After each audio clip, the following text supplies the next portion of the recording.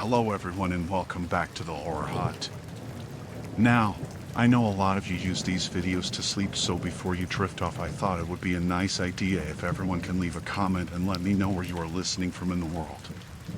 Also like and subscribe if you are enjoying the episodes. Right, let's get comfy and relax and let's begin.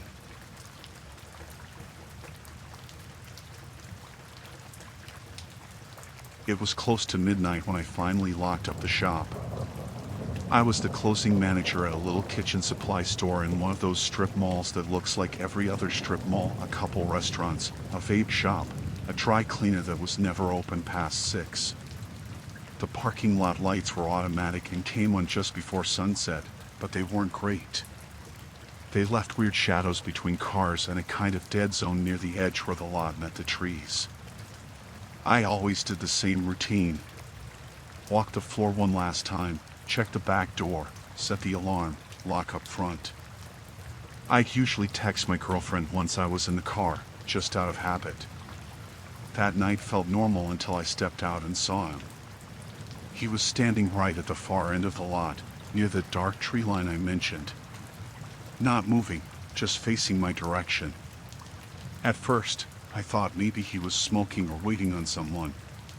It wasn't that weird to see someone out there. The taco place a few units down stayed open later than we did, and sometimes people parked near our shop. But the guy wasn't moving. No phone in his hand. No cigarette. Just standing with his arms at his sides, like he was waiting for something. I tried not to make it a big deal. I pulled my keys from my pocket and walked to my car like normal. Didn't speed up, didn't look over at him too long. I clicked my car unlocked and got in. I was about to text my girlfriend when I caught movement in my side mirror. The guy was walking toward his own car, a silver sedan I hadn't even noticed parked a few spots down from mine. He got in right after I did. I froze a little.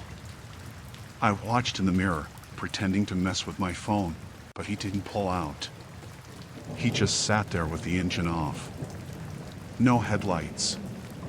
No brake lights. Just sitting. I waited a few minutes, thinking maybe I was just being paranoid. But the whole lot was empty besides our 2 cars. And the way he'd been standing out there, he hadn't looked lost or casual. It felt like he'd been watching. I started my car and backed out slowly, still watching him in the mirror. No movement. But the second I pulled out onto the main road, I saw his headlights flick on. I watched him pull out behind me. It could have been coincidence. I told myself that. He could have been heading the same way. There were only 2 exits from the lot, and maybe he just needed to wait for traffic to clear like I did. But when I turned right, he did too. And when I switched lanes 2 blocks down, so did he. I made a couple turns, not dramatic ones, nothing weird.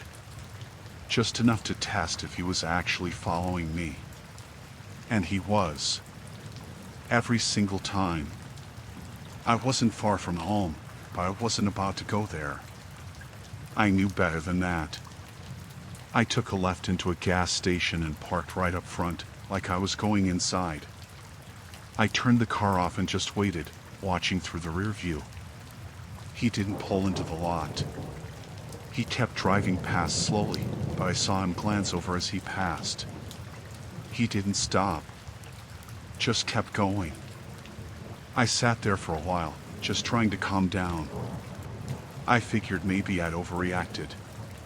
Maybe he was just heading the same direction for a bit and my mind made it worse than it was. After about 10 minutes, I got back on the road and took a longer route home, switching directions a few times just to be sure I wasn't being tailed. Everything seemed clear. I didn't tell anyone about it. It just felt stupid to try explaining. Some guy maybe followed me for 5 minutes. What was I gonna say? But 2 nights later, it happened again. Same closing shift. Same time. I locked up, walked out, and didn't see anyone at first. I was halfway to my car when I heard an engine turn over. Same silver sedan. Parked in a different spot this time, farther down, lights off until I was already at my car. He waited until I pulled out again, then followed. This time, I didn't even hesitate. I drove straight to the police station. It was 10 minutes away and open 24/7. I kept an eye on the mirrors the whole way. He stuck with me most of the route, then disappeared somewhere near a stoplight. I wasn't sure if he turned off or just stopped following once he realized where I was going. I sat in the parking lot at the station for a while. I didn't go inside. I didn't even have a plate number. What was I going to say that a guy drove behind me twice? That he stood in a parking lot? It didn't feel like enough. I just waited until I felt okay to drive again, then went home. After that, I switched shifts with someone. Took mornings for a week, just to avoid nights. Nothing happened for a while. Then one day, about a week later, I was getting into my car after grabbing lunch at the grocery store, and I saw the silver sedan again. Parked across the lot, facing my direction. It was empty, or at least looked that way. I didn't stick around long enough to find out. That night, I told my girlfriend everything. She wasn't happy I hadn't mentioned it before, and honestly, I felt stupid keeping it to myself. We agreed I'd start parking right up front at work, under the lights, and leave with someone when possible. She even came to pick me up a couple nights that week. Things seemed to settle down again after that. No more sightings, no weird cars, no more being followed. Then, maybe a month later, I worked a solo close again. Just for one night, to cover for someone. Everything went fine until I stepped out the front door. I looked across the parking lot, and there he was again. But this time, he wasn't standing in the shadows. He was standing closer. Just a few rows down. Still. Watching. I got in my car quickly and locked the doors. This time, I didn't drive off. I just sat there and waited to see what he'd do. He didn't move at first. Just stood there. Then, slowly, he turned and walked toward his car, same silver sedan, and got in. I could see his silhouette behind the wheel now, clearer than ever before. He turned on the headlights but didn't start moving. We just sat there, facing opposite directions, cars idling.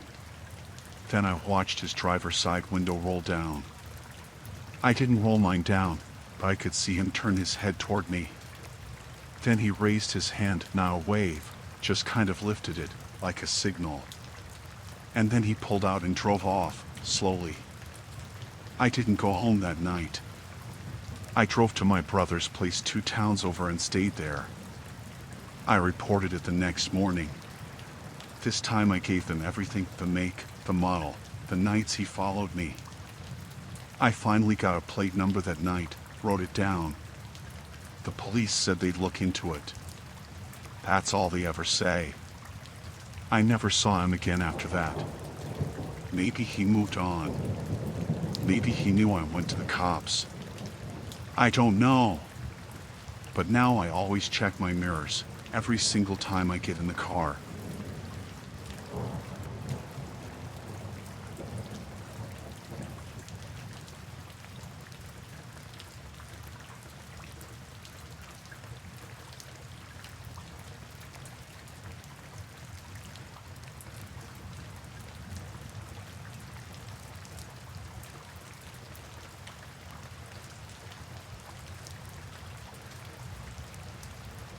It started with a knock.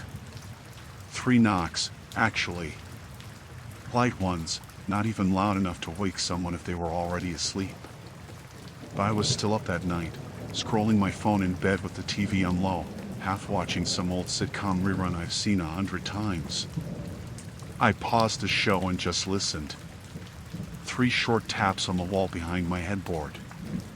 Then nothing. It was weird, but not alarming. I live in an apartment, 2nd floor, older building. The walls are thin.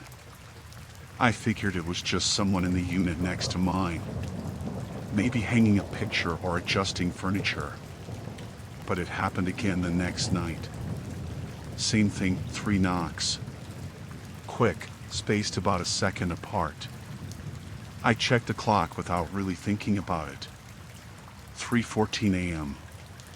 The next day I saw my neighbor in the hallway, this woman in her 50s who keeps to herself. I asked if she'd been doing any work late at night. She just gave me this confused look and said she goes to bed early and wears earplugs. I didn't press it. Third night, same deal. 3 knocks. Quiet, but sharp. I was still awake again, watching videos on my phone with the lights off. This time it happened at 3:13. After that I started making a point to stay up, just to catch it. I thought maybe if I was completely silent, I could hear something before or after. Footsteps maybe. A door closing. The 4th night, I muted everything, turned off the TV. I sat in the dark and waited. The knocks came again. 3:12 exactly. Always on the same section of the wall, right behind my bed. Like someone was standing in the empty space between my room and the neighbors, except there's no space. Just the wall that separates our apartments. I knocked back once. Just one tap. Nothing happened.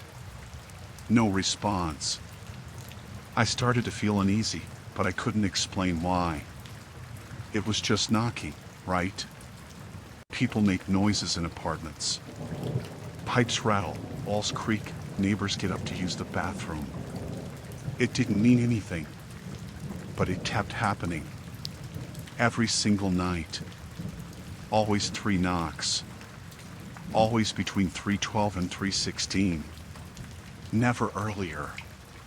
Never more than 3. After a week of it, I moved my bed away from the wall. Just a few feet, enough to not feel like someone was right behind my head when it happened. That night, the knocks still came, but they sounded farther away, like they were still hitting the wall at the same spot, even though I wasn't next to it anymore. I got this crawling feeling that maybe whoever was doing it knew where I'd been sleeping, and that made me feel sick. I started recording it. I set up my phone on a chair and let it run video overnight, facing the wall. The knock showed up on the audio the next morning, faint but clear. I played it back over and over. 3 knocks around 3:15. Nothing else. No voices. No movement. A couple nights later, I left the phone recording again, but this time I turned on the hallway light outside my bedroom and left my door cracked open. I thought maybe I'd catch someone in the hallway. But the next morning, when I checked the video, I noticed something weird. Right before the knocks, maybe 30 seconds before, the light outside the door flickered. Just for a second. A little dimming, like someone had walked past it. Then 3 knocks. Just like before. But this time, they came slightly earlier. 3:11 a.m. I didn't know what to do. I thought about calling the landlord, but what could I say? That someone was knocking on my wall at night? It sounded like nothing. I even considered calling the cops once, but I stopped myself. I didn't want to sound paranoid, so I just tried to ignore it. I started using earplugs. Plain white noise. But even with the plugs in, I knew when it was happening. I'd wake up in the dark with this weird pressure in my chest.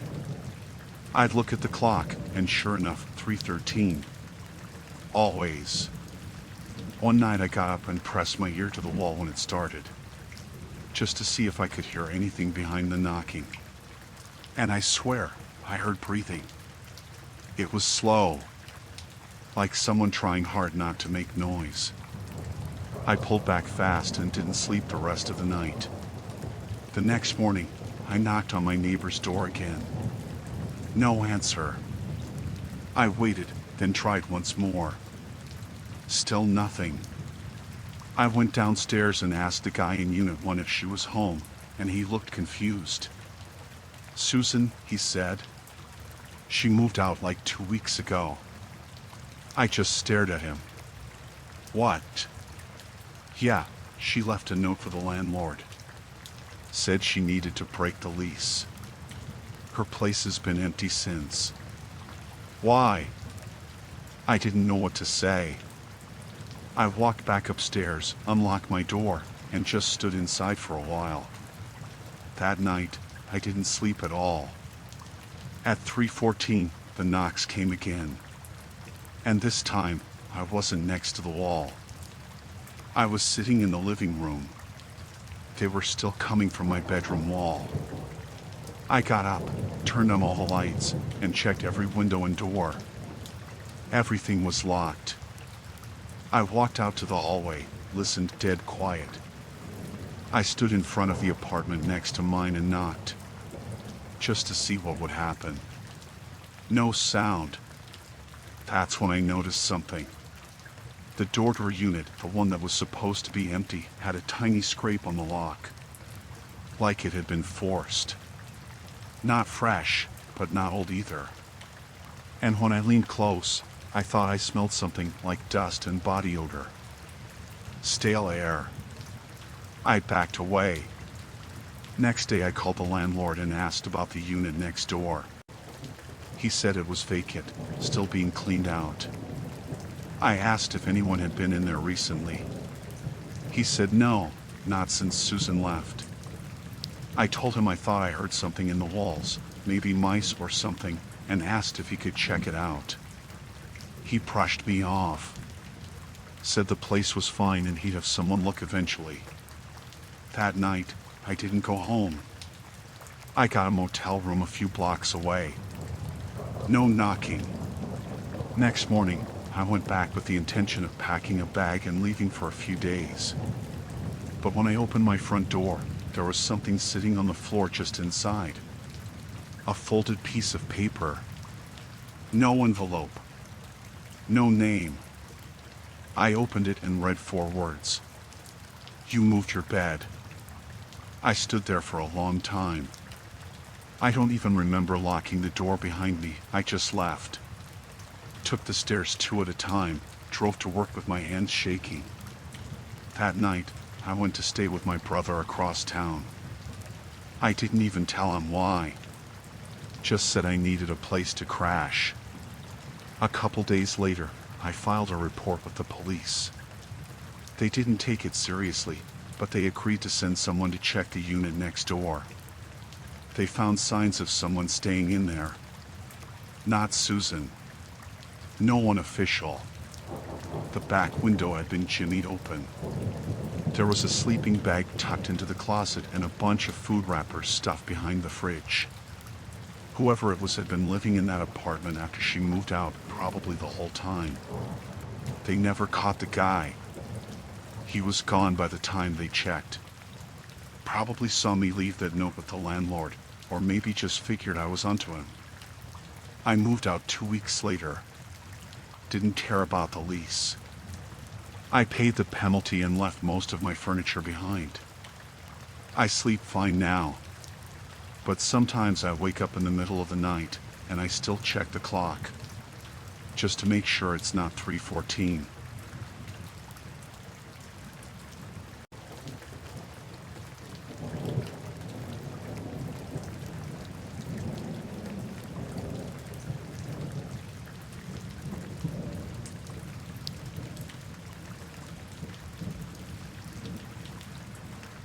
It was around 11:30 at night, and I was driving home from my cousin's place out in the suburbs. I hadn't planned on staying that late, but we got talking and lost track of time. The drive back was about 40 minutes, and my gas light came on maybe 10 minutes in. I figured I'd stop at the next open station I passed. I ended up pulling into one of those 24-hour ones that always feel a little too quiet at night. The kind with flickering lights and one car at pump 6 that looks like it's been sitting there for hours. The station was empty except for the guy behind the glass in the little booth and that car with no one in it. I parked at pump 2 and went inside first because the card reader was taped over with a handwritten sign that said pay inside first. When I stepped in, the air was way too cold and smelled like bleach. The guy working didn't even look up. He had one earbud in and was watching something on his phone. I gave him 40 in cash, said pump 2, and walked back out. I was standing there, nozzle in the tank, just zoning out, when I heard someone walking up behind me. I turned and saw a woman coming from the far end of the lot, not from a car, just from the sidewalk. She had a hoodie on, the hood pulled halfway over her face, and she looked like she was maybe in her late 30s, early 40s. I figured she was going to ask for change or a ride. But she stopped about 6 feet away from me, looked right at me, and said my full name. Not just first and last, middle name too. She said it flat, no emotion, like she was confirming it. I just kind of stared at her for a second. My first thought was that I'd misheard. But then she said, "We met before," and smiled. It wasn't friendly. It looked forced, like she practiced it in a mirror. Before I could ask what she meant, she turned and walked away. I called out, like, "Hey, wait, what?" But she didn't look back. She just walked around the corner of the building and disappeared out of view. I stood there for a few seconds, just holding the nozzle like an idiot. I didn't even realize the tank had finished filling. I put it back and walked around the side of the building, just to see where she went, but the sidewalk was empty. No one. Just the sound of traffic off in the distance and a loose soda can rolling across the pavement. I went back to my car and sat there for a minute before starting the engine. I didn't see her again. The whole drive home I kept thinking maybe she was someone I met once at a party or something. Maybe a friend of a friend. But nobody I've ever met would have called me by my full name like that. The only people who use my full name are my mom when she's mad, and the DMV. I didn't tell anyone. It just felt too weird to explain. And nothing happened after that. For a while, anyway. Then about a week later, I started noticing weird little things around my apartment. Not big things, just stuff that made me pause. I'd come home from work and my bedroom door would be open when I was pretty sure I left it closed. Or a drawer I hadn't touched would be cracked open an inch. One night I found the chain on my front door unlatched when I know I set it. I always set the chain. That's just muscle memory. Another time, I came out of the shower and the window above the kitchen sink was open. It's one of those old, stiff ones that takes effort to lift. I don't use it because the screen's busted. I never open it. That's when I started feeling like someone had been inside. Not stealing stuff, not messing with anything obvious. Just inside. Like they wanted me to notice, but not have proof. I didn't have any cameras or anything, so I bought one of those little indoor ones you can hook up to your phone. I set it up facing my living room and front door. I figured if anything happened again, I have something solid. The first couple nights, nothing. Just footage of me coming and going, watching TV, passing out on the couch. Then, on the fourth night, I checked the feed the next morning and saw something I can't really explain. At 2:48 a.m., the camera caught movement. Just a flicker at first. Then a figure stepped into the living room from the hallway, tall, wearing dark clothes, hood up. I couldn't see the face. They just stood there, right in the middle of the room, facing the camera, for 10 full seconds. Then they turned and walked back down the hall toward the bedrooms. I called the police immediately. They came, took the footage, walked through the place. Nothing was taken, no forced entry. They said maybe I forgot to lock up. Maybe it was someone with a copy of the key, a former tenant, maybe. They told me to change my locks and let them know if anything else happened. I changed the locks the same day. I bought a better deadbolt, got a new chain, added a wedge under the door at night. I even bought another camera and pointed it at my bedroom hallway. The next week, nothing. Then I got a package. No return address, just a small padded envelope in my mailbox. Inside was a single photo. It was me from behind, standing at that gas station pump. Same hoodie I wore that night. Same car. Taken from maybe 30 feet away. There was nothing written on it. Just a picture. I called the cops again. They didn't do much. Took a report. Told me to keep the cameras going and stay with someone if I felt unsafe. So I went to stay with my cousin. Same one I visited that night. I told him everything, showed him the footage and the photo. That night, his motion light out back kept going off. But we didn't see anyone. Second night, the same thing.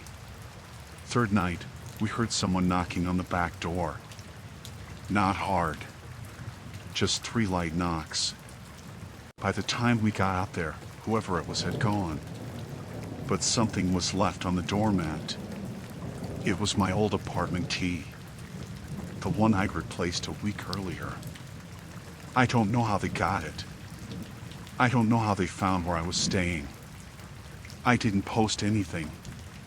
I didn't tell anyone except my cousin in person. Next day, I went to the police again.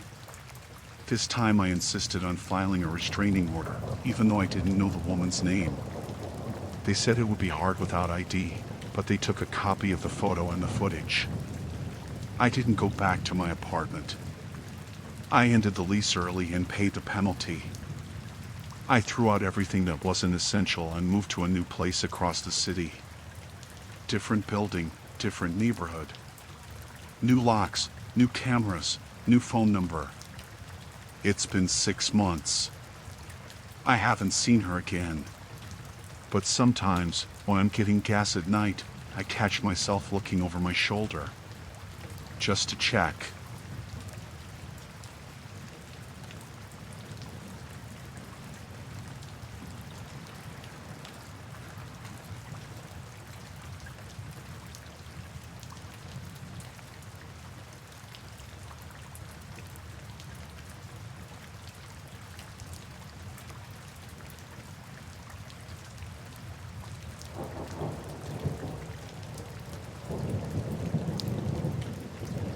I was driving back from visiting my parents, taking the long way because the main highway was all torn up for construction. I figured I'd avoid the mess and try one of the back roads that cut through a bunch of farmland. I used to ride out there with friends in high school, so I knew the area pretty well, but I hadn't been that way in years. It was close to midnight, and there were no streetlights.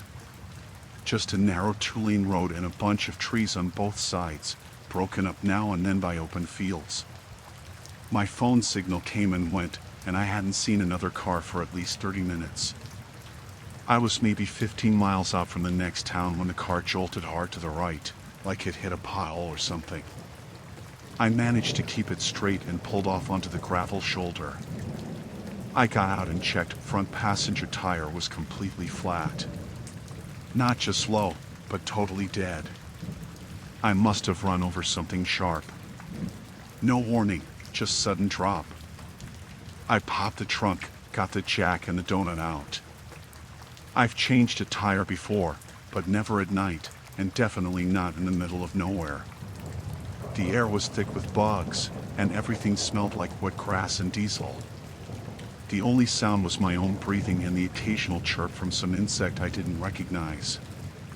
I was crouched down unscrewing the lug nuts when I noticed the tiniest reflection off the corner of the rim, like a faint flash. I looked up, and that's when I saw it. Another car, parked way back behind mine. It must have pulled up while I was bent down, because I hadn't heard it. No headlights, no engine running. Just sitting there, far enough behind that I couldn't see it in my mirrors. Maybe 50, 60 feet back. Just barely within the range of my brake lights. I stood up slowly, wiping my hands on my jeans, and stared at it for a long time. Didn't move. No one got out. I couldn't make out the make or model, just a low shape and the faint outline of the windshield reflecting moonlight. Tinted windows, I think. I waited a full minute, just standing there, thinking maybe they were waiting to see if I needed help. But they didn't move. Didn't roll down a window. Didn't even flash their lights. I raised a hand and kind of waved. Nothing. Then I tried calling out just a short, "Hey, everything okay?" My voice came out smaller than I expected, kind of shaky. Still nothing. The silence was doing something weird to my head. That heavy kind of quiet that feels too thick, like it's pressing on your eardrums. I told myself it could be anything, someone pulled over to check directions, or texting, or maybe they'd had a problem with their car too. But they could have parked anywhere. Why stop exactly where I couldn't see them? I thought about getting in my car and locking the doors, just waiting them out, but the tire was already off. I was halfway through the change. And I didn't want to look like I was scared, even though I definitely was. So I crouched back down and started working again. Fast. Every few seconds I'd glance over my shoulder. Still nothing. No door opened. No lights. It felt like forever, but I finally got the spare on and the bolts tightened enough to drive. I didn't even bother putting the flat back in the trunk. I just threw the jack in, slammed it shut, and got in the car. I took a deep breath, turned the key, and checked my rear view. The car was gone. It hadn't passed me. I would have seen the headlights. I didn't hear it drive away. There was nowhere to turn off, no side roads, no driveways, no ditches you could pull into without me hearing the crunch of gravel. I sat there gripping the wheel for maybe a full minute, just staring at where it used to be. Then I drove. Slow at first, then faster. The donut wasn't meant to go more than 50, but I pushed it a little. My hands were sweating so bad I had to wipe them on my shirt to keep a grip. I kept checking the mirrors. Every pair of headlights that came into view made my stomach tighten, but I didn't see that car again. I got into town just before 1 a.m., found a 24-hour gas station, and pulled into the lit-up lot like it was a life raft. I sat there for a while with the engine running and the doors locked. There were a few people inside getting snacks or filling up, and it felt so weirdly unreal, being back around other people after that. I went in and bought a water just to have an excuse to be there. The cashier gave me a look, probably because I looked a mess, but didn't say anything. When I got home, I parked under the streetlight out front. I live in a small apartment complex with a shared lot, so I figured if anyone followed me, they'd have to be pretty bold to do anything there. I didn't sleep much that night. I kept checking the window. Nothing. But I never felt totally calm, even after locking up. The next morning I went out to grab the flat from my trunk so I could take it to a shop. That's when I noticed the note. It wasn't taped to the car or anything. It was tucked under the windshield wiper. Just a folded piece of paper, no envelope. Plain printer paper. I opened it, and there were only 5 words written in neat handwriting. You didn't check the trees. That's it. No name. No explanation. I still don't know what it means. I looked around, the lot was empty except for a couple neighbors' cars. The trees out back were maybe 20 feet tall, nothing special. Nothing unusual. I never saw the car again.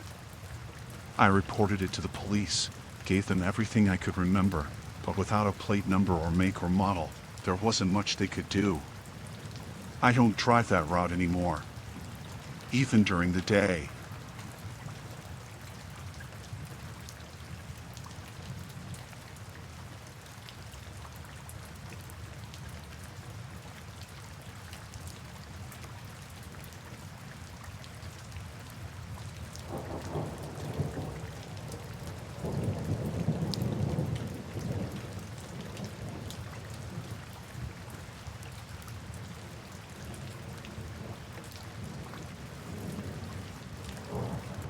It started with my dog, Oliver.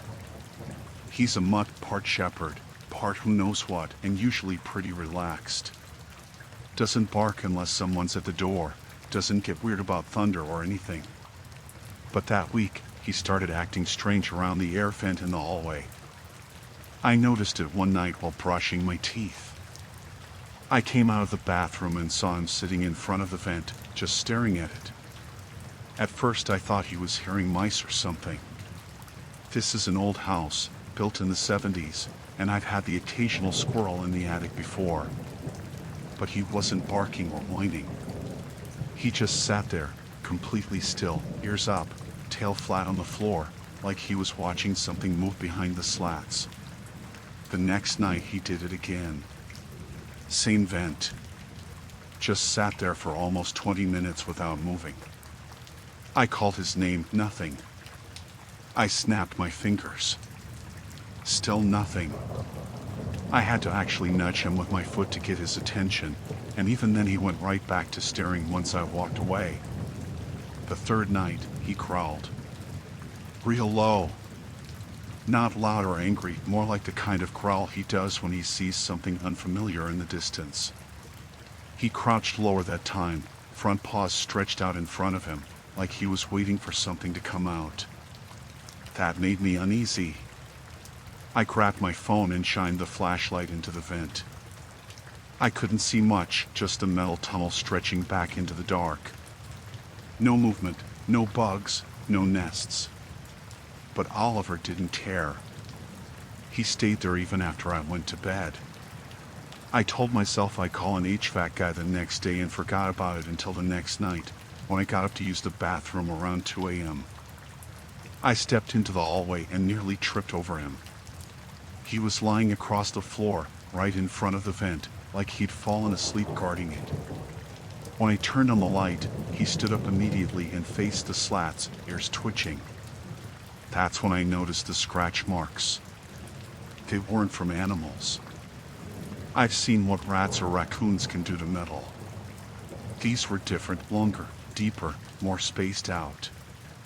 Parallel gouges that ran across the inside wall of the duct, just beyond the vent cover. I crouched down, shined the light in again, and this time I really looked. There were 3 distinct sets of marks, all at slightly different angles, like someone or something had reached in and tried to pull themselves forward. The metal was warped in a couple spots, like it had been bent inward. I stood up fast. Too fast. Got a little dizzy. Oliver didn't move. The next morning I unscrewed the vent cover and stuck my phone in to take a video, hoping maybe I'd see something I missed. I watched it back a dozen times. No animals, no wires, no objects, just more scratch marks deeper inside. I didn't feel right about it, but I had to go to work, so I closed it back up and left Oliver in the kitchen with the door closed. That night, the power went out. There wasn't a storm or anything. It just flickered once and died around 9:30. I checked the breaker. Nothing looked tripped. The whole block was dark. I figured it was a transformer issue and lit a few candles. I was sitting on the couch, half dozing with my phone flashlight on, when I heard the thump. It came from the hallway. I froze. It wasn't loud, more like something soft bumping against metal. Then it happened again. A slow, dragging scrape, followed by another thump. Oliver stood up from where he was curled next to me and ran toward the hall. I followed him, heart pounding. The sound stopped as soon as I got near the vent. Oliver sniffed it, barked once sharp and quick, then backed away, ears flat. I was sweating. My phone battery was almost dead, but I crouched down and pointed the flashlight into the duct one more time. There was nothing there. But the scratch marks were fresh. Some of them still had tiny curls of metal hanging off, like they'd just been made. I didn't sleep much that night. I pushed the couch against the hallway door and kept Oliver in my room with me. He paced a lot. Every time the house creaked or the wind shifted, he perked up. I kept the light on. The power came back around 5 in the morning. I called in sick and spent the day tearing the place apart. I opened every vent I could reach, checked the crawl space, attic, even under the deck. Nothing. No sign of animals, no broken ducts, no loose insulation or wires. I even had a pest control guy come out the next day. He said there was no sign of infestation. The night after that, I woke up to the sound of something brushing against the wall behind my bed. It was faint, like fabric sliding over drywall. Oliver was already sitting up at the foot of the bed, head tilted toward the hallway. I got up, grabbed a flashlight, and opened the bedroom door. The hallway was dark. I stepped out, slowly, and listened. There was a sound like breathing. Not loud, shallow and uneven, coming from the vent. It stopped as soon as I turned the light toward it. I swear I saw movement right before it went still. Just the tiniest flicker, like a shadow pulling back. That was enough. I grabbed my keys, leashed Oliver, and left. I drove to a 24-hour diner and sat in the car until sunrise. Ordered pancakes I didn't eat and coffee I didn't want. I felt stupid explaining it to the guy who did my duct cleaning the next day, but I let him check the whole system. Again, nothing. He looked at me kind of sideways when I asked about the scratch marks. Said they could have been there for years, maybe from installation or rust. But they weren't rusty. They were clean. The last night it happened, I was in the shower. I'd left Oliver outside the bathroom door like usual. I had music playing, steam on the mirror, water drowning everything else out. Then I heard him barking. Furious barking, loud, rapid, non-stop. I turned the water off and stepped out, still covered in soap, and opened the bathroom door. He was in the hallway, pressed low to the ground, barking like he was about to attack something. His tail was between his legs, but he wasn't running. He kept lunging toward the vent and pulling back. Then I saw something move behind the slats. Just for a second, a glint. Like eyes catching light. Not animal eyes. Not glowing or anything. Just the faintest shine from the flashlight I grabbed and aimed in. And I saw fingers. Human fingers. Grimy, grayish, curled just around the inside edge. As soon as the light hit them, they jerked back into the dark. I didn't think. I ran to the bedroom, grabbed my phone, and called 911. I told the dispatcher someone was in my air ducts. She paused. I could tell she thought I was crazy. But she sent someone. They found him in the crawl space. Not in the ducts underneath them. He'd broken in through the back wall under the deck. There was a small access panel I didn't even know about, half covered by dirt and old lattice. He'd been living under there for what they guessed was at least a few weeks. They found a blanket, some food wrappers, a knife.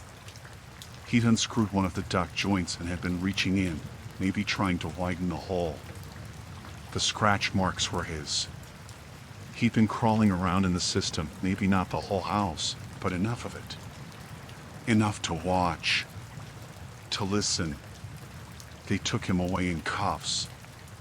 Never told me his name. I replaced the entire duct system. Got a new security setup, motion lights, cameras. The back of the house is sealed now. Oliver still pauses by that vent sometimes, but just for a second. Then he moves on.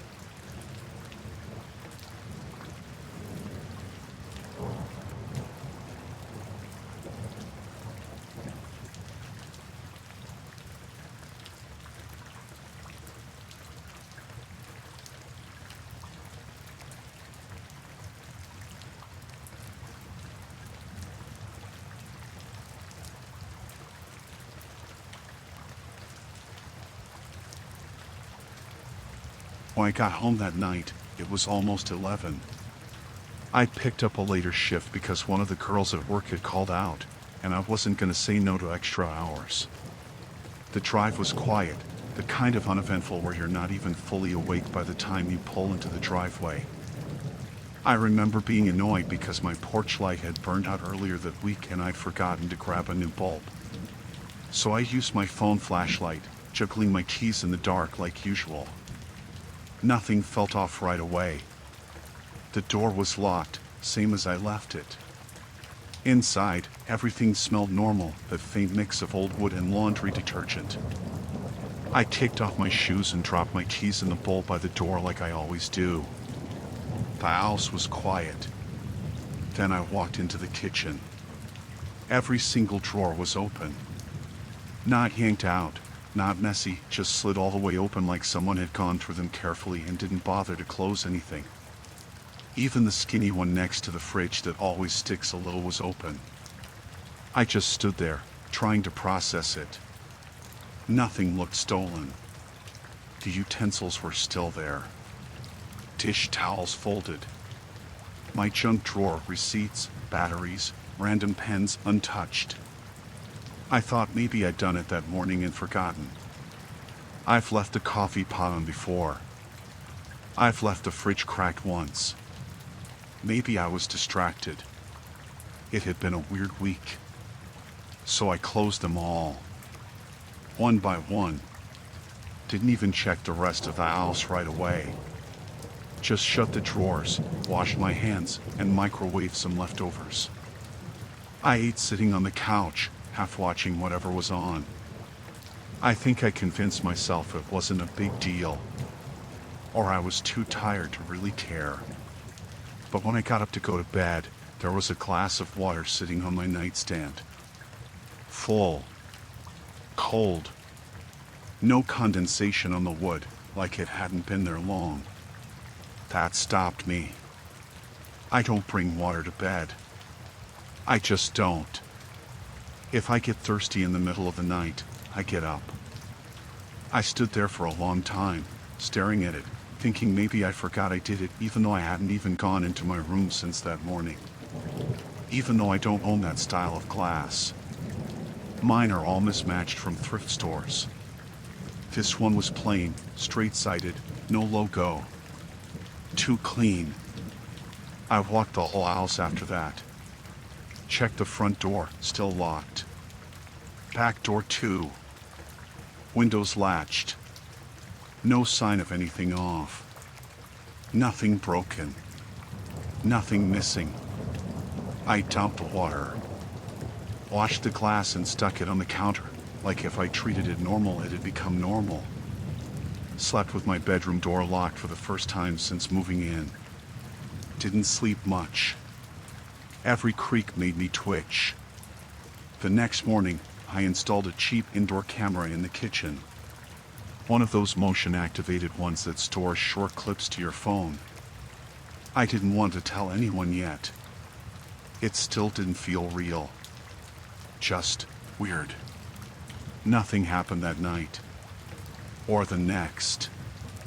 The app showed me a few clips, me coming home, cooking, walking around. Nothing else. After 2 quiet days, I told myself maybe I'd imagined it. Maybe I had poured the water and just forgot. Then the third night happened. I got home around 10. Opened the door. Stepped in and noticed right away that it felt wrong. Not messy. Not broken. Just like someone had been there and left it exactly how they found it. Like the air had been moved. I walked straight to the kitchen. Drawers closed. Everything where it should be. But the oven light was on. I never use the oven light. I usually forget it even has one. I turned it off, heart starting to pick up speed. I walked the rest of the house again, slower this time. Bathroom, fine. Bedroom, fine. Closet, fine. I even opened the attic hatch, shined a flashlight up there. Dust and insulation. No footprints. I went to the app. No notifications. No motion. I opened the camera history. The last clip was from that morning. Me leaving for work. Nothing in between. Like it had been turned off. Or blocked. I went to the camera and unplugged it. Brought it into the bedroom and set it up there instead, pointed at the door. I left the kitchen light on and slept with a hammer next to my bed. Didn't sleep much again. My ears wouldn't turn off. Every sound made me hold my breath. At work the next day, I ordered 2 more cameras. Overnight shipping. One for the living room, one for the hallway. I was so tired I spilled coffee on my shirt and didn't even notice until lunch. That night, I walked in and paused in the doorway. There was a spoon on the floor in the middle of the kitchen. Not dirty. Just placed. Not dropped. It was parallel with the tile lines, perfectly still, like someone had set it there gently and walked away. I stood there, just inside the door, keys in my hand. I looked around. The rest of the kitchen was fine. Drawers closed. Counters clear. The spoon was from my own set. The one that matched the missing glass. I didn't touch it. I left. Got back in the car and drove to a friend's place without even texting first. I slept on her couch and didn't go home until mid-morning. The spoon was gone when I came back. So were 3 of my shirts. I only noticed because I was looking for my favorite one and ended up pulling half my closet apart. 2 of the missing ones were older, I wouldn't have noticed right away. But the 3rd was folded at the front of the shelf just a few days earlier. I hadn't moved it. There was no mess. Nothing else missing. Just less. I set up the new cameras that night. Every room except the bathroom had one now. All set to send alerts. All running 24/7. 2 days went by. Quiet. I watched every clip obsessively. Me moving around. Me going to sleep. Me waking up. Nothing else. Then early Sunday morning, I woke up to a notification. Motion detected, bedroom. I opened the app immediately. The video showed me asleep, curled under the blanket. Then a shape moved past the corner of the camera. Just the edge of a shoulder. A blur. No face. But close. Inside. Then it cut out. Like someone had blocked the lens. I sat up, heart hammering. The room was quiet. The door was locked. I grabbed the hammer and walked the whole house again, every step shaking. No one there. Everything quiet. I called the police. Told them I thought someone had been in my house. They sent 2 officers who looked around, asked questions. There was no forced entry. Nothing stolen. I showed them the clip. They asked if it could have been a friend. I said I lived alone. No one had a key. One of them nodded. The other looked at me like maybe I was sleepwalking. They took my info and left. I didn't stay there again after that. I called my landlord that day and said I needed to break my lease. Told her I'd pay the penalty. Told her I didn't feel safe. She didn't ask questions. Maybe I wasn't the first. I stayed at my friend's place for a week while I packed during the day. I never went back at night. I moved everything out in one trip with a rented truck and never looked back. I still have that one camera saved on my phone. The clip. I've watched it maybe a dozen times. There's no face. Just a movement.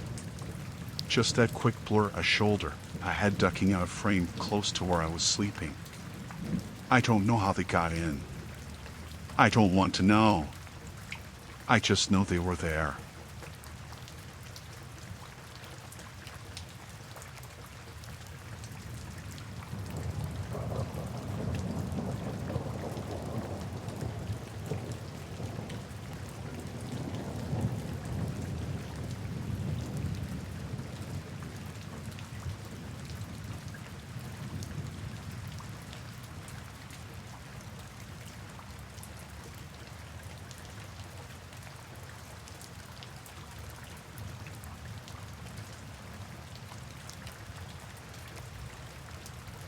It started with a little green light. You know the one I'm talking about, the tiny LED next to the webcam on a laptop. Mine would flick on sometimes when I opened the lid, even if I wasn't using anything with video. I figured it was a glitch. It was an older laptop, nothing fancy. I'd gotten it secondhand from a coworker who was upgrading. I mostly used it for emails, some browsing, nothing intense. I didn't even have Zoom installed. The first time I noticed it turn on when the laptop was closed, I thought maybe I'd imagined it. It was late, I was half asleep on the couch, and the lid was shut all the way. I just turned off the lights to go to bed when I saw the green glow reflected on the TV screen. Just for a second. Long enough to register it was the webcam light. Then it was off again. I opened the laptop, thinking maybe it had gone to sleep weird. The screen was black. No programs open. No noise. I shut it again and stared at it for a few minutes. Nothing happened. Next morning, I Googled it. Found some forum posts saying it could be malware or a weird background process triggering the camera. I wasn't tech savvy, but I ran a scan with the free antivirus I had. It didn't find anything. A couple nights later, it happened again. This time I was in bed, lights off, scrolling on my phone. The laptop was across the room on my desk, lid completely closed. I looked up, just randomly glancing around, and saw the green light again. It flicked on, stayed on for maybe 2 seconds, then went dark. I sat up and stared at it. I didn't move. I just kept watching. Nothing. After a few minutes, I got up, unplugged it, and shut the lid harder than I needed to. I didn't open it again until morning. It got under my skin, though. I started paying attention to it. I'd leave the laptop closed, walk out of the room, then sneak back in just to see if I could catch it. For a while, nothing happened. Then one night I was brushing my teeth and saw the green glow through the bathroom doorway. It was soft, barely visible from that angle, but definitely there. When I walked into the bedroom, it turned off right before I got close. That time, I left the lid open. I wanted to see what was running. There was no app using the webcam, nothing in Task Manager, no camera permissions granted to anything. I installed some updates, ran another scan. Still nothing. At that point, I started keeping a post-it over the camera. I'd heard about people doing that. I didn't think I was interesting enough for anyone to spy on, but it made me feel a little better. A few days after that, I noticed something else. I came home from work and opened the laptop to check emails. The post-it was gone. I figured maybe it fell off. I looked around on the desk, under some papers, behind the lamp. I didn't find it. I got a new one, covered the camera again, and moved on. 2 nights later, it was gone again. That time I knew it hadn't just fallen. I'd pressed it on harder. I checked all over. Nothing. Not even a little corner stuck somewhere. I didn't sleep much that night. I kept the laptop unplugged, closed, and shoved in a drawer. The next day, I bought a little plastic webcam cover. One of those sliding ones. I figured even if the light came on, The camera couldn't see anything. It made me feel a bit more in control. But then I noticed something else. The chair at my desk wasn't where I left it. I always push it in after using the computer. Not obsessively, just a habit. That morning it was pulled out, angled like someone had sat there and turned slightly toward the window. It happened again the next day.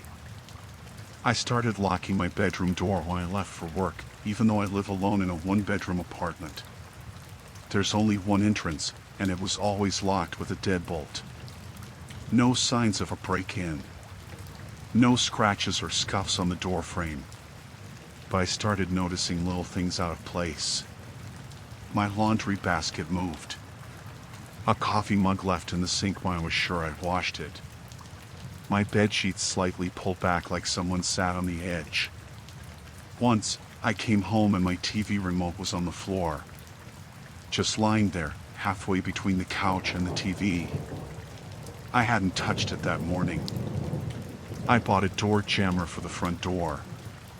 One of those angled bars you stick under the knob. It made me feel better, but not by much. The turning point was about a week later. I was out late, grabbing dinner with a friend. I came home around 11. The place looked fine. Nothing seemed off. But when I went into the bedroom, I noticed the laptop was open. Not all the way, just enough that the screen was barely cracked. The green light was on. I didn't move for probably a full minute. Just stood there, staring. My heart was pounding. The webcam cover was still in place, but the light was on, and the laptop had clearly been touched. I always close it all the way, even when I'm using it regularly. I walked over, leaned down, and shut the lid without touching anything else. I didn't turn it on. I didn't check it. I just picked it up and put it in the hallway closet, on the top shelf, behind a bunch of old blankets. Then I locked the bedroom door, left the lights on, and sat in the living room with a kitchen knife on the coffee table. That night I barely slept. Every creak felt louder. I kept thinking about the remote, the chair, the missing post-its. The next morning, I called in sick and drove straight to a tech repair place. I told them the webcam kept turning on and I wanted the whole thing wiped. I didn't even care if I lost stuff, I just wanted a clean start. They said they'd call in a couple days. That afternoon I bought a set of cheap battery-powered security cameras. 2 for the living room, 1 for the hallway, 1 facing the bedroom door. I set them up before it got dark. They didn't look professional, but they recorded motion clips and uploaded to the cloud. That night, nothing happened. The next night, I went to bed around midnight. I double-checked all the locks, made sure the laptop was still buried in the closet, and set the cameras to alert me for motion. At 3:17 a.m., my phone buzzed. Motion detected, living room. My stomach dropped. I opened the app. The clip started in darkness. Nothing moving at first. Then, slow and smooth, someone stepped into the frame. A man. Average height. Dark hoodie pulled up, hands in pockets. He walked across the room like he knew the layout. Didn't pause, didn't look around. Just moved through, silent, steady. He wasn't panicking. He wasn't grabbing anything. He was familiar. He walked out of frame, toward the hallway. Toward me. I was already calling the cops when the second alert came in, hallway motion. I opened that one. The same man, now walking toward the bedroom door. He paused just outside, stared at it, then reached out like he was about to try the knob. Then he stopped, turned slowly, and looked directly at the hallway camera. He just stared. No expression. Then raised one hand and slid his finger across his throat, slow. The video cut out. The police arrived 7 minutes later. I stayed in the bedroom with a hammer in my hand, not moving, barely breathing. They found the back window pried open. Screen removed. No other damage. He was gone. They never caught him. They took the footage, dusted for prints, asked me 100 questions. I didn't have any good answers. I didn't recognize him. I didn't know how long he'd been coming in. Could have been days. Weeks. I moved out that weekend. Didn't even wait for the lease to end. Got a short-term rental in a different part of town. Paid more than I could afford just to feel okay again. I never used that laptop again. Never picked it up from the repair place. I didn't want it back.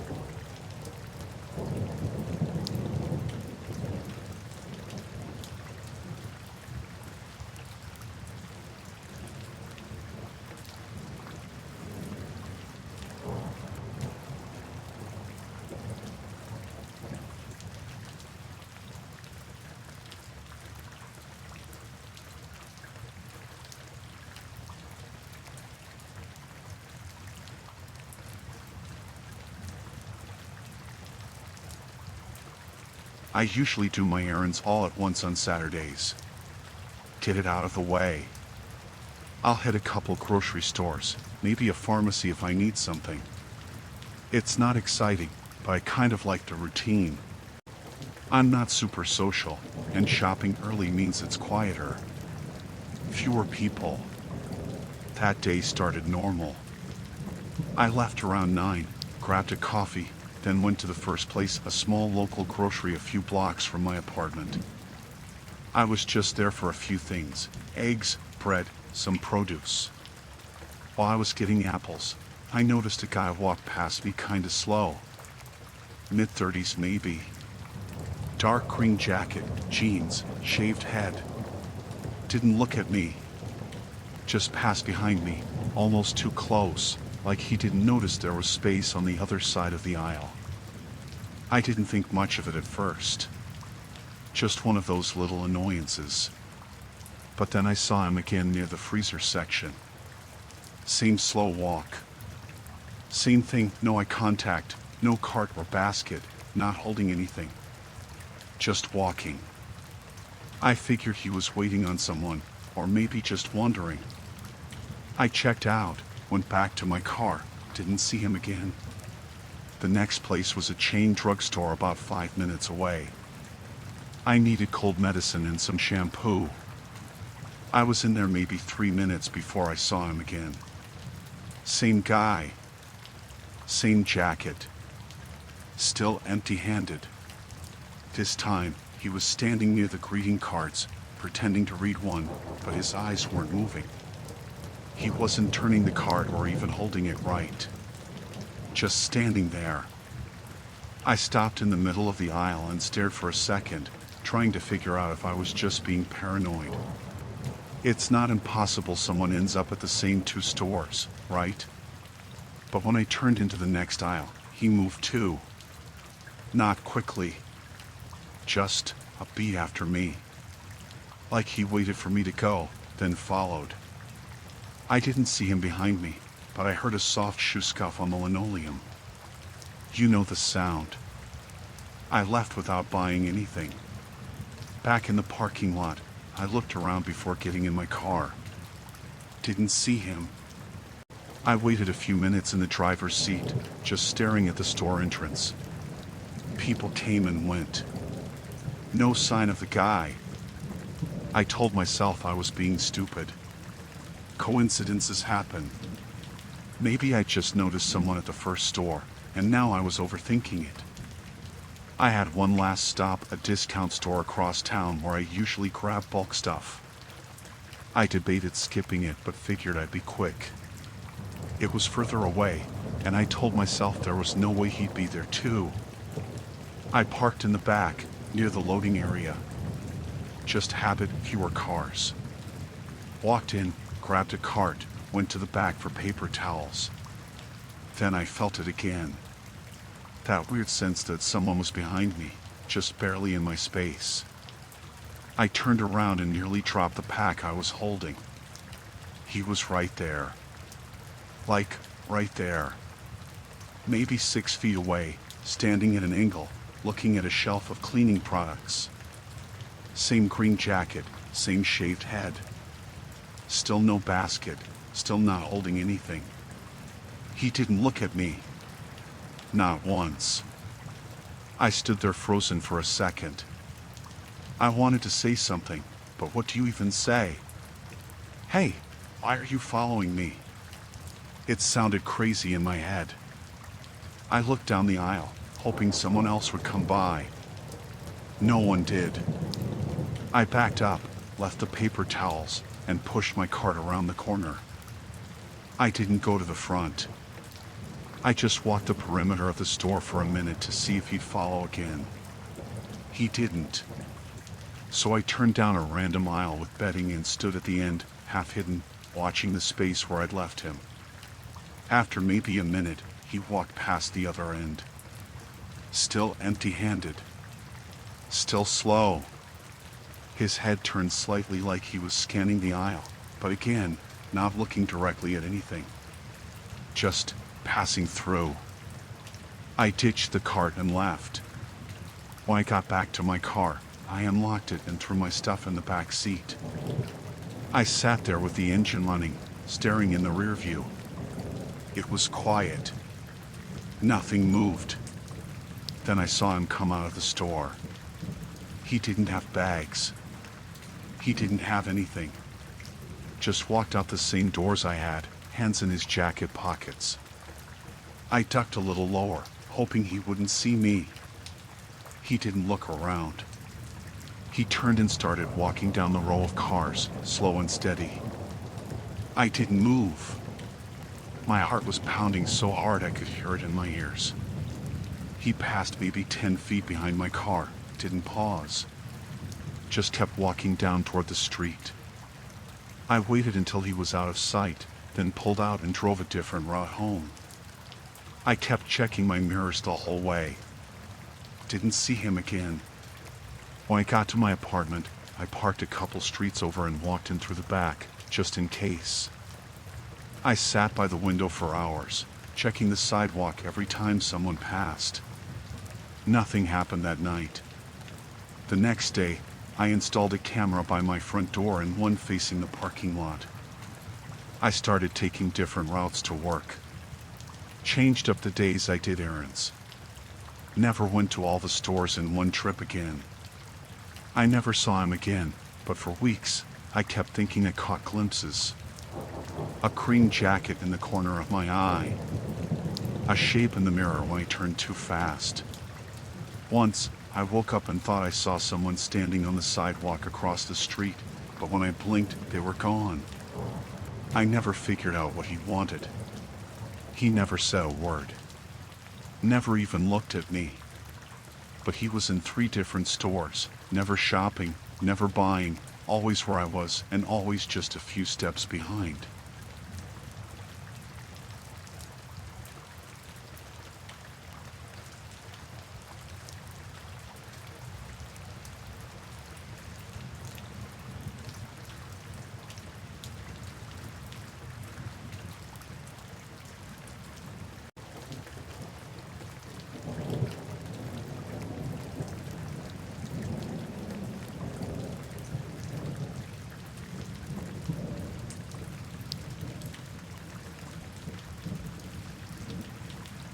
It started on a Friday night. I just finished dinner at a small cafe downtown and was walking back to my car when someone brushed past me hard enough to knock my purse from my shoulder. I didn't think much of it at first, just someone in a hurry. But when I bent down to grab it, it wasn't there. The person who'd bumped me was already disappearing around the corner, and I realized they had it. My heart sank. My whole life was in that bag: wallet, keys, phone. I ran after them, but by the time I turned the corner, they were gone. I flagged down a nearby police officer and explained what had happened. He said they'd file a report but didn't sound optimistic about getting it back. I drove home feeling shaken. I canceled my credit cards, locked my phone remotely, and changed some passwords from my laptop. I thought that was the end of it. Annoying, yes, but manageable. I didn't even bother to tell my family. It wasn't worth the stress. The next morning, my mom called. Her voice was tight, like she'd been crying. She asked if I was okay. I told her I was fine, and she sounded surprised. She said she'd gotten a text from me the night before saying I was in trouble and needed money. My stomach turned over. I hadn't sent anything like that. I checked my accounts immediately.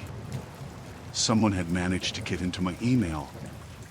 There were drafts of messages I hadn't written and emails forwarded to addresses I didn't recognize. They'd sent messages to my friends and family asking for help, claiming I'd been in an accident and needed cash urgently. Some of them had even responded. I called the bank and froze everything, but it wasn't fast enough. A few transactions had already gone through online shopping, money transfers. I spent hours on the phone trying to clean up the mess. By the time I finished, it was late afternoon, and I was exhausted.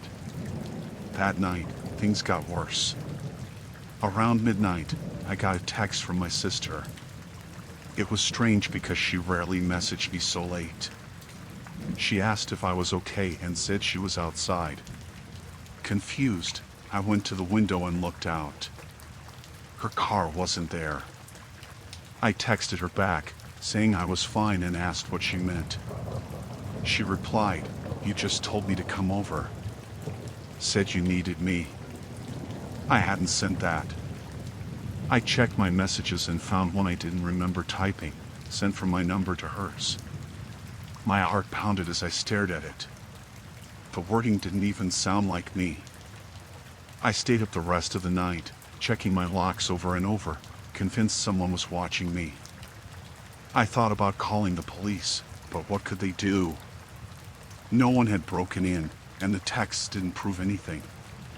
The next morning, I went to the phone store to get my number changed. They told me my account had been accessed from another device, likely by someone who'd gotten into my carrier account using personal information from my wallet. They secured it, and I left with a new number. I hoped that would solve the problem. It didn't.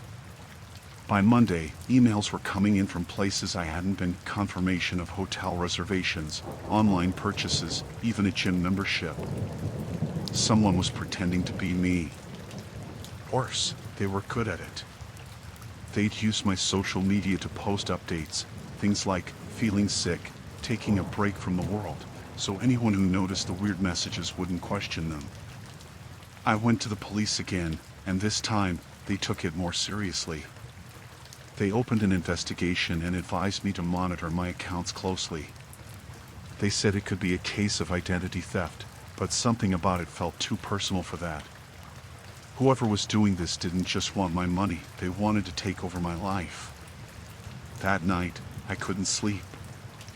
Around 2 a.m., my phone buzzed. It was a message from an unknown number. It said, "You can't stop me." I froze. My hands were shaking so badly I almost dropped the phone. I didn't know what to do. I wanted to block the number, but I didn't. Instead, I replied, "Who is this?" The response came instantly, "You." I didn't sleep at all after that. I called the police in the morning and showed them the texts. They said they'd trace the number and see what they could find. They told me to keep my doors locked and not to go anywhere alone.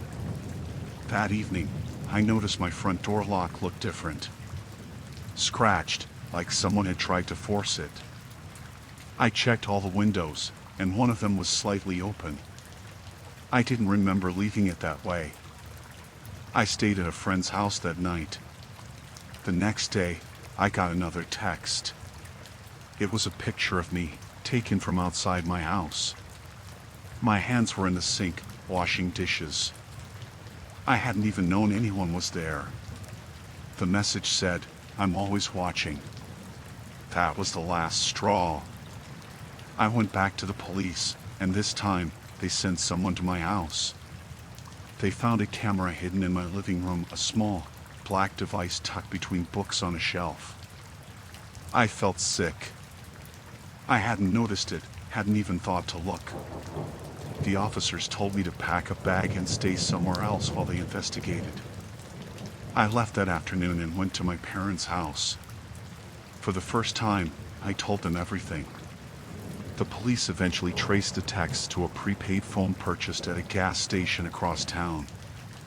The camera had no fingerprints, and the email trail led nowhere. Whoever it was, they'd been careful. Too careful. I haven't been back to my house since. I'm staying with my parents for now, trying to put my life back together. The texts have stopped, but I still feel like someone's watching me. I don't know if they'll ever find the person who did this, and I'm not sure I want to know who it was.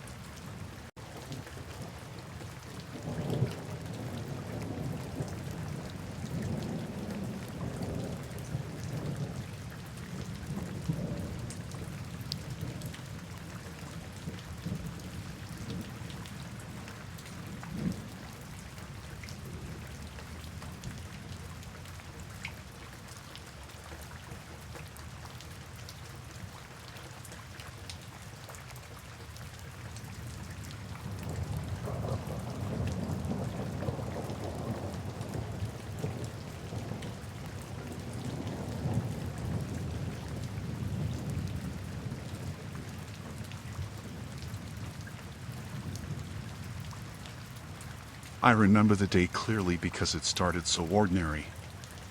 I was working from home, sitting at my desk in the living room with my laptop open. Around mid-morning, the internet went out. I tried resetting the modem a couple of times, but nothing worked. It was frustrating since I had a meeting in less than an hour. Before I could call the service provider, there was a knock on the door. When I opened it, there was a man standing there in a uniform shirt with the company logo stitched on. He had a tool belt around his waist and a clipboard in his hand. "Hi, I'm with the internet service.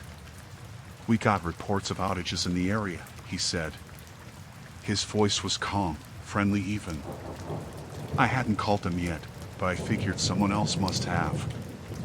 I asked if he needed to check anything, and he nodded. "Yeah, I'll need to look at your modem and wiring," he said, glancing past me into the house. I let him in, thinking nothing of it. He followed me to the living room where the modem was. As he worked, he asked questions. At first, they were normal, like how long the internet had been out or if I'd noticed any other issues. Then they started to get personal.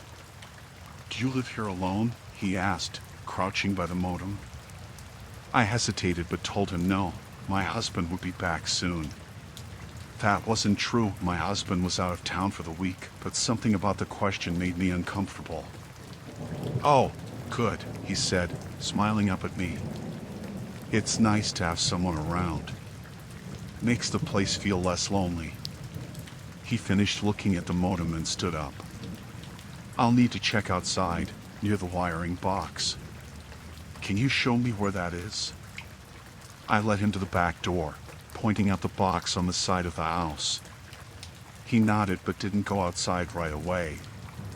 Instead, he lingered in the doorway, looking around the kitchen and then back at me. "This is a nice house," he said. "How long have you lived here?" "About 5 years," I said, keeping my answer short now. He stepped closer to the counter, looking at the photos I had pinned on the fridge. "You've got a nice family," he said, pointing at a picture of me, my husband, and our dog. I didn't respond, just stood there, hoping he'd go outside already. After a few more seconds, he finally stepped out the back door. I closed it behind him and locked it. I went back to the living room, watching through the window as he pretended to inspect the wiring box. He wasn't doing much, just walking around, looking at his clipboard, and glancing back at the house.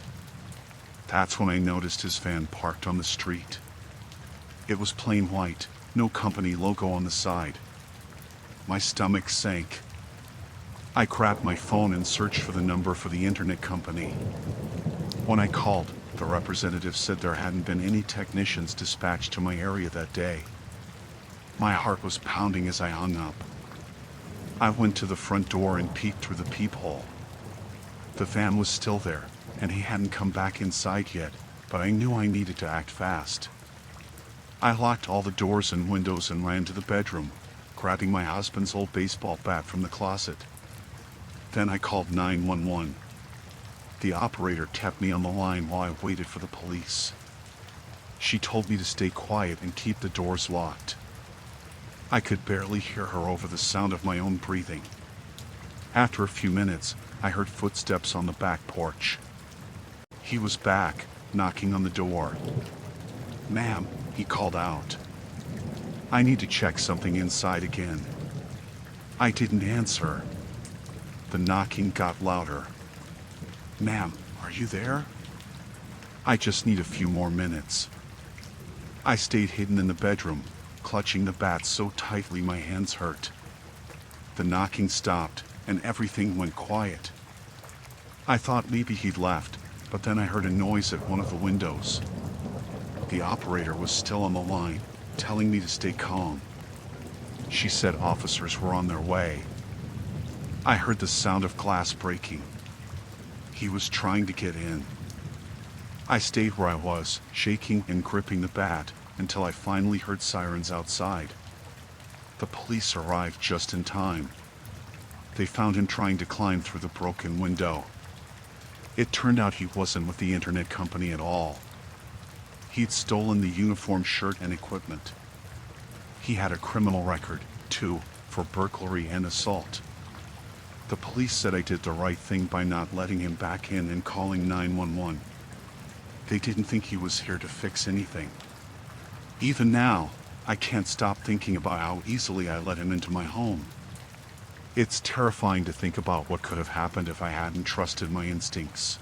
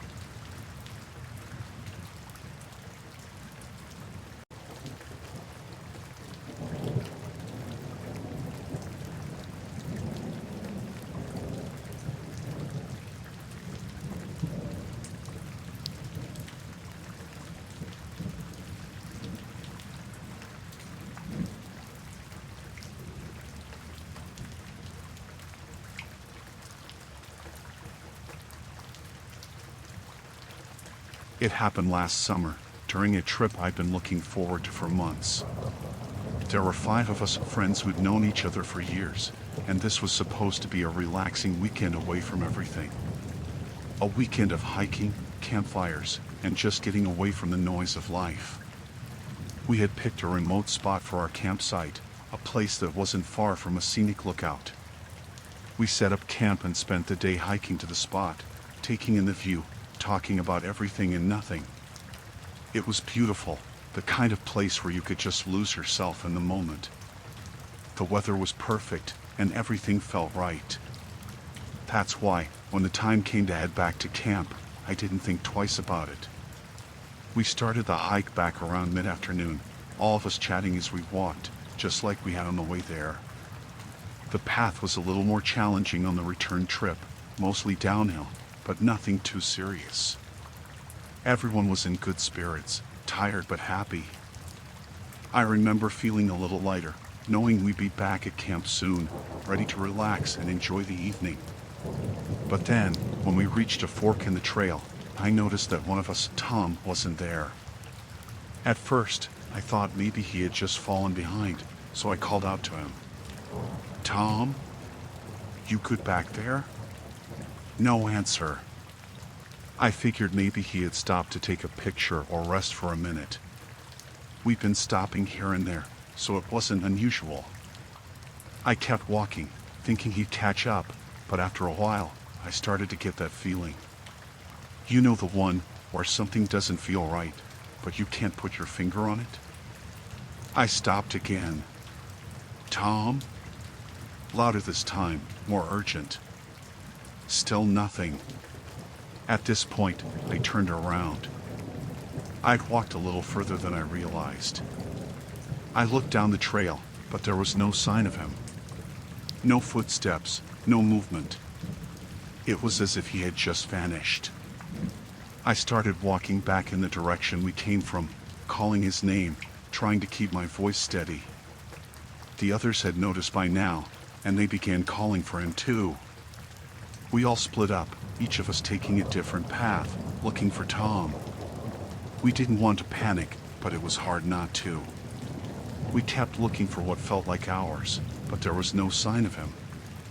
No footprints, no trail leading off the path, nothing that would tell us where he'd gone. I was starting to feel the panic rising in my chest, but I tried to keep it together. Tom was a big guy, he could handle himself. Maybe he'd just wandered off the path a little bit. Maybe he'd been ahead of us the whole time and we hadn't realized. But I couldn't shake the feeling that something was wrong. Deep down, I knew that if he was just ahead, he would have answered us by now. It wasn't until we all met back at the fork, empty-handed, that we decided to go back to camp. Maybe he'd gotten tired of searching and went back to wait for us. The whole time, I couldn't shake the feeling in my gut, that gnawing unease that something wasn't right. The hike back to camp felt longer than it should have. Maybe it was the quiet that made it seem that way. The silence was unnerving. Not a single bird chirped, no wind rustled through the trees. It was dead still, like the woods themselves were holding their breath. When we got back to camp, it was as if nothing had changed. The fire was still out, our deer was just where we'd left it. But there was something off. I didn't know what it was at first, but it hit me when I saw Tom's backpack still by the fire. His tent was still standing, his sleeping bag rolled up neatly inside. Everything was in place. Everything except him.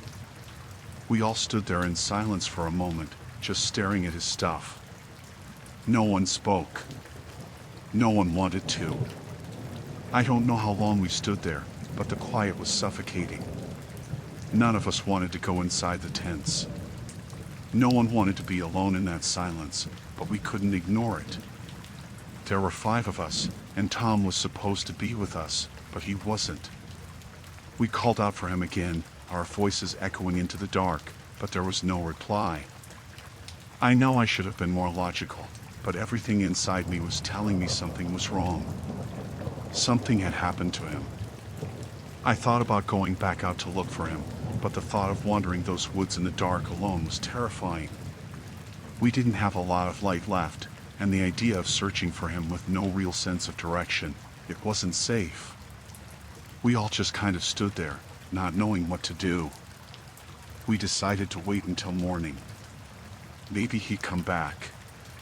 Maybe he'd gotten lost or hurt, and he was trying to make his way back. We kept the fire going, our voices quiet, too aware of the silence around us. It felt like the woods were closing in, like we were waiting for something. No one slept. We stayed by the fire, huddled together, watching the shadows move in the trees. Every crackling noise, every snap of a twig had us on edge. The hours dragged on, and the darkness seemed endless. In the morning, we woke up with a sense of dread that had been building all night. The fire had died down to embers, and the sun was barely up. We all looked at each other, but no one wanted to be the first to speak. We were all thinking the same thing. Tom was still gone. We decided to check the trail again, this time sticking together. We retraced every step we'd taken the day before, looking for anything that might explain what had happened. But the trail was still empty. There was nothing. Not a single clue to where he'd gone. No footprints, no sign of a struggle, no broken branches. And that's when we noticed it, something I had missed the first time we walked back to camp. His gear was untouched. The same backpack that had been sitting by the fire the night before was still there. His sleeping bag, his boots, even his jacket, all of it was just sitting there like he'd walked off and forgotten to take it with him. But that didn't make sense. If he'd left voluntarily, why would he leave everything behind? The woods were quiet. Too quiet. Not even the sound of the wind. Nothing. I don't know what happened to him. I don't think we'll ever know. But I know that I haven't been able to shake the feeling that something else was out there, something that didn't want us to leave, didn't want us to find Tom. The whole experience left me with more questions than answers.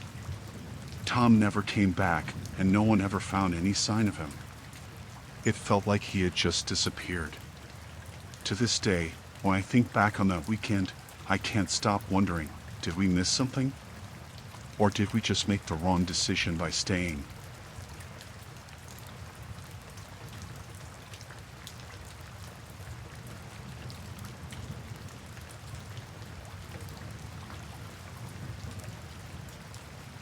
I went out to the woods for some time alone, just me and the quiet. I wanted to get away from everything. I picked a spot I'd been to a couple of times before, about 6 miles from the trailhead. It wasn't an official campsite, but it was flat, had a fire ring, and was close to a creek. Perfect for a couple of nights of peace. The first day was uneventful. I set up my tent, gathered some firewood, and cooked a quick dinner. The weather was good, cool enough for a jacket but not cold. As the sun went down, I sat by the fire and listened to the forest. It was nice. Just what I needed. It was the next morning when things got strange. I woke up early, like always, and was sitting by the fire with a cup of instant coffee when I heard someone coming up the trail. The sound of footsteps wasn't too unusual, even out there, but what caught my attention was how fast they were moving, almost like they were running. I stood up as the guy came into view. He looked normal enough, maybe mid-30s, dressed for hiking, with a big pack on his back. But there was something about the way he was moving that made me uneasy, like he wasn't just out for a stroll. "Morning," he said, stopping at the edge of my camp. His voice was too cheerful for someone who looked like they'd been running. "Morning," I said back, keeping my tone neutral. "You all right?" "Yeah, just needed a break," he said, gesturing to my fire. "Mind if I sit for a bit?" I didn't really want him to, but it felt rude to say no. I nodded, and he dropped his pack and sat across from me. He didn't even ask for coffee, just helped himself to the pot I'd left on a rock near the fire. That annoyed me, but I didn't say anything. We made small talk for a while. His name was Mike. He said he'd been hiking the trails around the area for years and was just passing through. He seemed friendly enough, but something about him still felt off. He kept looking around, like he was checking for something, and his smile didn't reach his eyes. After about 20 minutes, I figured he'd move on. But instead, he said, "This is a nice spot. Mind if I camp here tonight?" I hesitated. I didn't want company. That was the whole point of coming out here. But I also didn't want to start a conflict with a stranger in the middle of nowhere. So I shrugged and said, "Sure, if you want." He grinned like I'd just done him a huge favor. "Great. I'll set up over there," he said, pointing to a patch of grass a few yards from my tent. The rest of the day was uncomfortable. Mike talked a lot, asking me questions about why I was out there, what I did for work, where I lived. I kept my answers short, trying not to give away too much. When I asked him similar questions, he was vague. He said he worked odd jobs and didn't really have a home base. He didn't seem to notice or care that I wasn't thrilled about him being there. As the day went on, he started acting like we were camping together, not just sharing a site. He used my gear without asking and even took one of my water bottles without saying a word. When I tried to bring it up, he brushed it off like it wasn't a big deal. By the time night fell, I was on edge. I decided to eat a quick dinner and call it a night, hoping he'd leave in the morning.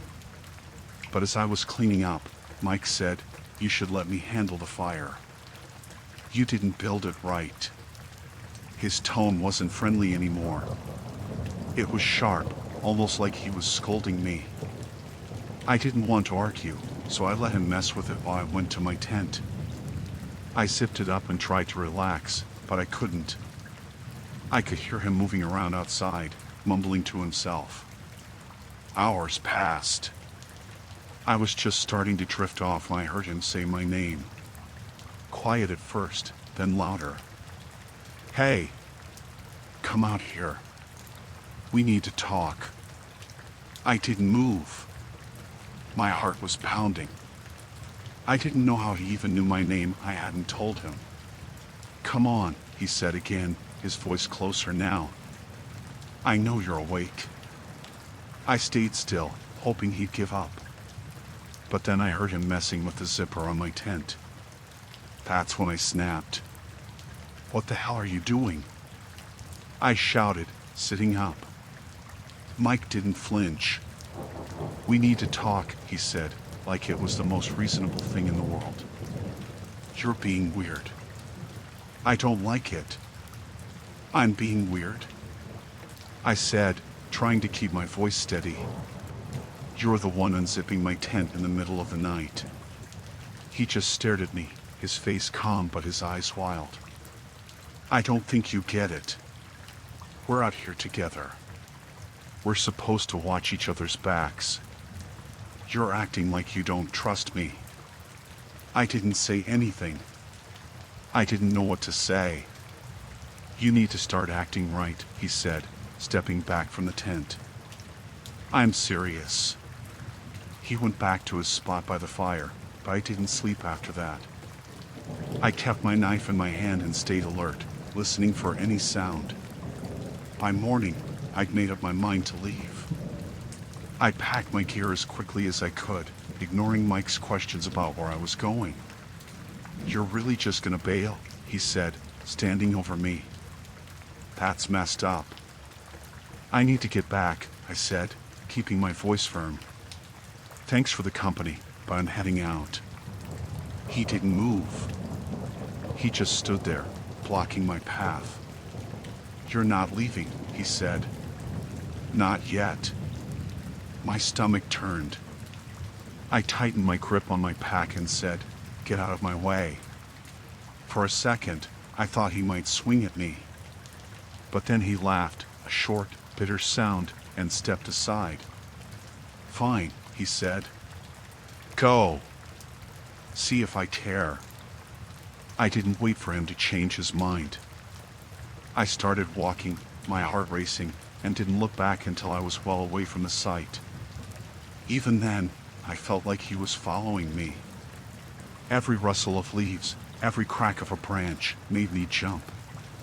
It wasn't until I reached the parking area and saw other hikers that I felt safe again. I don't know what Mike's deal was, and I don't want to know. All I know is I'll never go camping alone again.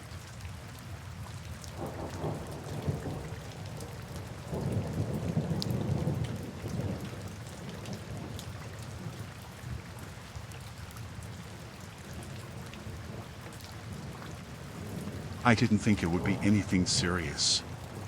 Just a weekend camping trip with a few friends. We'd gone to the same spot a couple of times before, remote, quiet, and far enough from the usual crowds that it felt like we had the whole place to ourselves. I'd always loved the woods. The peace, the stillness. It was my escape, my reset button. The first day was just like any other. We set up our tents, built a fire, and spent the evening talking and joking around. Nothing unusual. The night was cool but comfortable, and after the fire died down, we all settled into our tents. I remember hearing a few animals in the distance, but nothing that seemed alarming. It was a typical night in the woods. But the next morning, when we woke up, things felt a little different.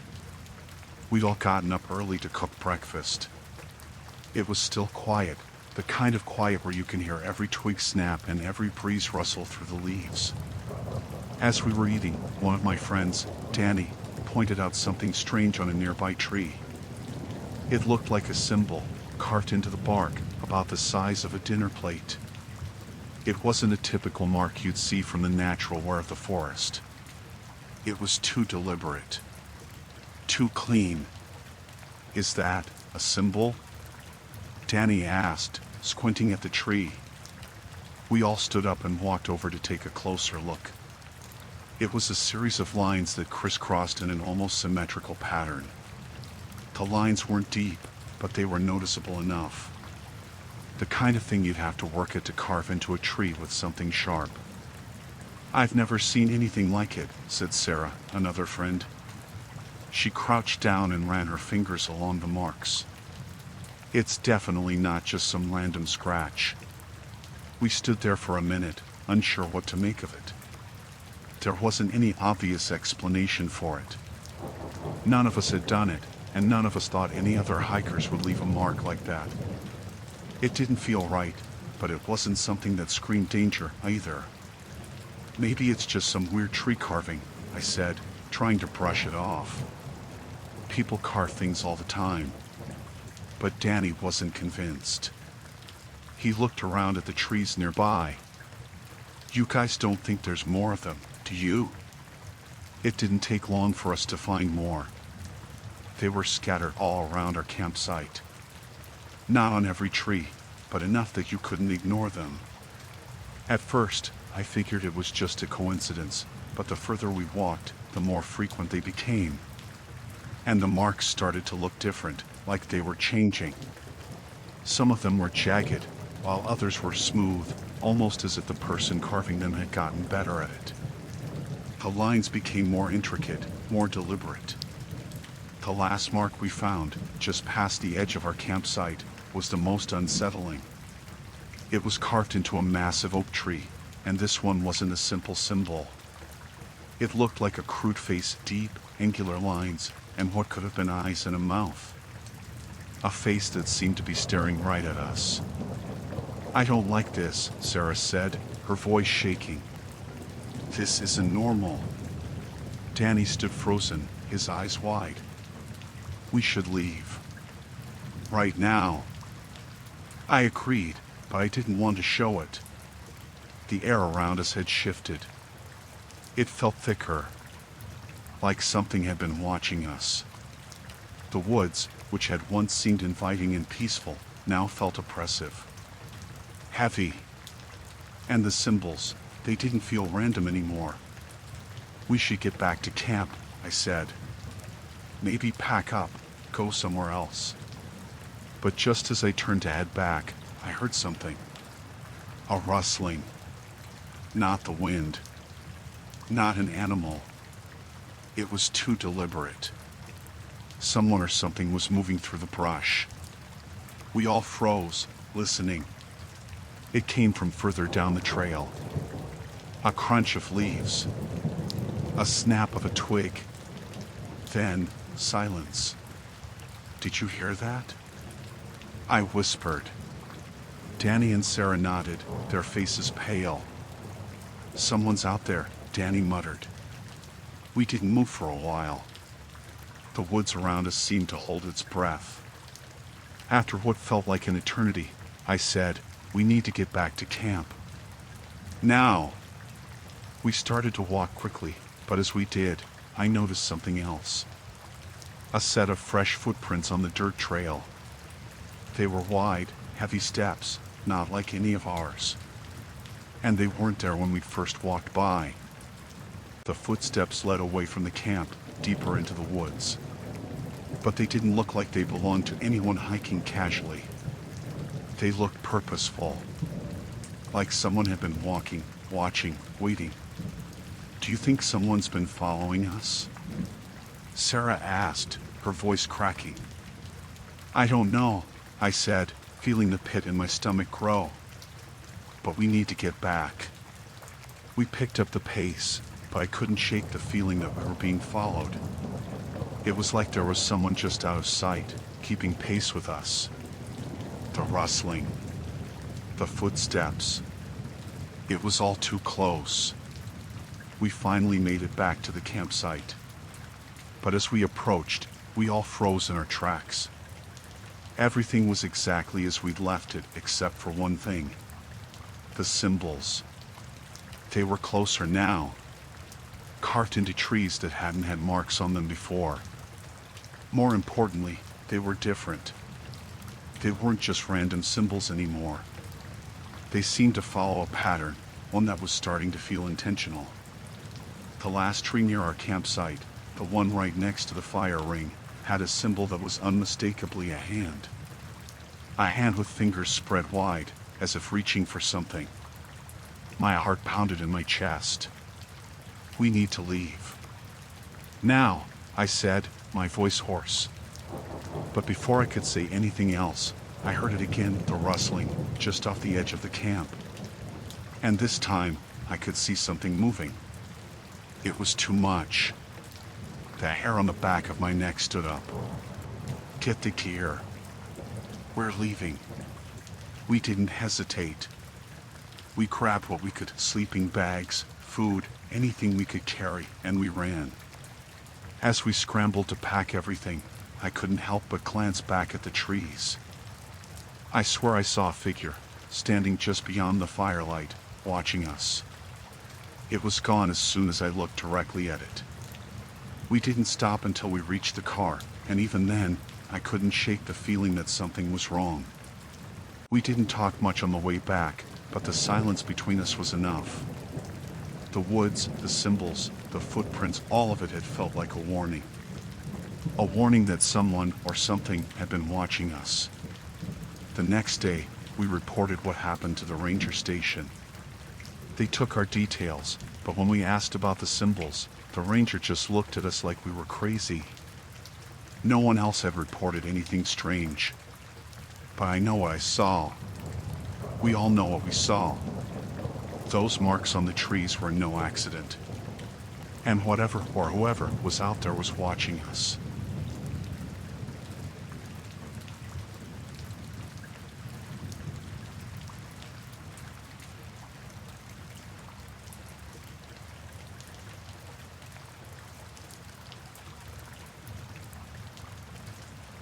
The rain had started before I left the office, but I didn't think much of it. By the time I was halfway home, it was coming down in sheets, so heavy my wipers couldn't keep up. It was one of those back roads, winding and narrow, with no lights except for my own headlights cutting through the dark. I was going slower than usual, but the pavement was slick and the turns were sharp. I don't even remember what I hit. It could have been a branch or a patch of water pooling on the curve. My tires slid, and before I knew it, I was skidding off the road. The car slammed into something, maybe a tree, and came to a stop. My chest hurt from the seatbelt digging in, but I wasn't bleeding. I tried the engine, but it just sputtered. Dead. I grabbed my phone, but the signal was gone. It was too far out, too isolated. The rain was coming down so hard that staying in the car felt useless. I had seen a house just a little way back. I figured I could at least ask to use their phone. Leaving my car felt wrong, but what else could I do? I put up my hood and stepped out, the rain soaking through my shoes almost immediately. The house wasn't far, maybe a quarter mile at most. It was big, an old farmhouse kind of place, sitting back from the road with a long gravel driveway. The lights were on inside, which made me think someone would help. I jogged up to the porch, trying to shake off the water before I knocked on the door. I waited, shivering. The rain made everything sound muffled, like the world had shrunk to just me in this house. No one answered. I knocked again, harder this time. A light flicked on upstairs, and I saw a shadow move behind the curtains. Someone was home. I knocked again and called out, "I'm sorry to bother you. My car broke down. I just need help." After a few seconds, I heard the lock turn, and the door opened just a crack. A man stood there, older, maybe in his late 60s, with thin hair and a lined face. He was holding the door with one hand, and the other was hidden behind it. His eyes were sharp, watching me closely. "What do you want?" he asked, his voice low. "My car's stuck down the road," I said. "It won't start, and I don't have a signal. I just need to use your phone, if that's okay." He didn't say anything for a moment, just looked me up and down. Then he nodded and opened the door wider. "Come in." The inside of the house smelled old, like wood and dust. The hallway was narrow, with faded wallpaper and a single bulb overhead casting long shadows. The man didn't speak as he shut the door behind me, and I noticed he slid the bolt across once it was closed. It felt strange, but I told myself it was just an old habit. "The phone's in the kitchen," he said, motioning down the hall. "You can use it." "Thank you," I said, trying to sound grateful. I followed him down the hall, my wet shoes squeaking on the floor. The kitchen was small, with a table in the corner and an old rotary phone mounted on the wall. I picked it up and listened for a dial tone, but there was nothing. "It's dead," I said, turning back to him. He nodded slowly, as if he already knew. "Storm must have knocked it out," he said. "Happens a lot out here." I didn't know what to say. I was stuck now, completely at his mercy. "Do you have a cell phone?" I asked, hoping he might have something newer. "Don't use them," he said flatly. "But you're welcome to wait here until the rain lets up. Maybe the phone will come back." I didn't have much choice, so I nodded. "Thank you," I said again. He motioned to the table. "Sit. I'll get you something warm." I sat down, the chair creaking under me. He moved to the stove, where a kettle was already sitting. I tried not to stare, but something about the way he moved felt off, like he was too deliberate, too careful. His hand shook a little as he poured the water, but his face stayed calm, almost blank. When he set the mug in front of me, I noticed his hand lingered on the edge of the table, just for a second. I looked down and saw faint scratches in the wood, like someone had dragged a knife across it over and over. My stomach tightened. "You live here alone?" I asked, trying to keep my voice steady. He nodded. "Been here all my life. Don't get many visitors." I sipped the tea, even though I wasn't thirsty. It was bitter, and I wondered if he added something to it. The thought made me feel stupid, paranoid, but I couldn't shake it. He was just standing there, watching me, not drinking anything himself. "I should probably get back to my car," I said, setting the mug down. "Maybe someone else will come by." His face hardened. "You'll stay," he said. "It's too dangerous out there." I froze. The way he said it wasn't a suggestion. It was an order. "I'll be fine," I said, standing up. "Really, thank you for your help, but I don't want to bother you anymore." He stepped in front of me, blocking the door. "You can't leave," he said, his voice colder now. "Not yet." I glanced past him, toward the hallway. My heart was pounding. "Why not?" I asked, trying to keep my voice calm. He didn't answer. Instead, he reached into his pocket and pulled out a knife. It wasn't big, but it was sharp, and he held it like he knew how to use it. "Sit down," he said. I backed up, my mind racing. The window over the sink was small, but I thought I could fit through it if I had to. The rain was still pounding outside, and the glass was fogged up, but it was better than staying. "I don't want trouble," I said. "I just want to leave." He shook his head slowly. "You shouldn't have come here." Before he could move, I grabbed the mug from the table and threw the hot tea at him. He screamed, clutching his face, and I bolted for the window. The latch was stiff, but I forced it open and scrambled through, landing hard in the mud outside. I ran, not looking back, slipping and stumbling in the rain. I could hear him shouting, but his voice faded as I put more distance between us. When I reached the road, I didn't stop. I kept going until I saw headlights in the distance. I waved my arms, desperate, and the car slowed. A woman rolled down her window, looking concerned. "Are you okay?" she asked. "Please," I said, breathless. "I need help. There's a man back there, he has a knife." She unlocked the door, and I climbed in, shaking and soaked. She called the police as we drove away. I told them everything, but when they went to the house, it was empty. No sign of a man, no sign of anyone. I don't know where he went, but I still think about that night. About what could have happened if I hadn't gotten out.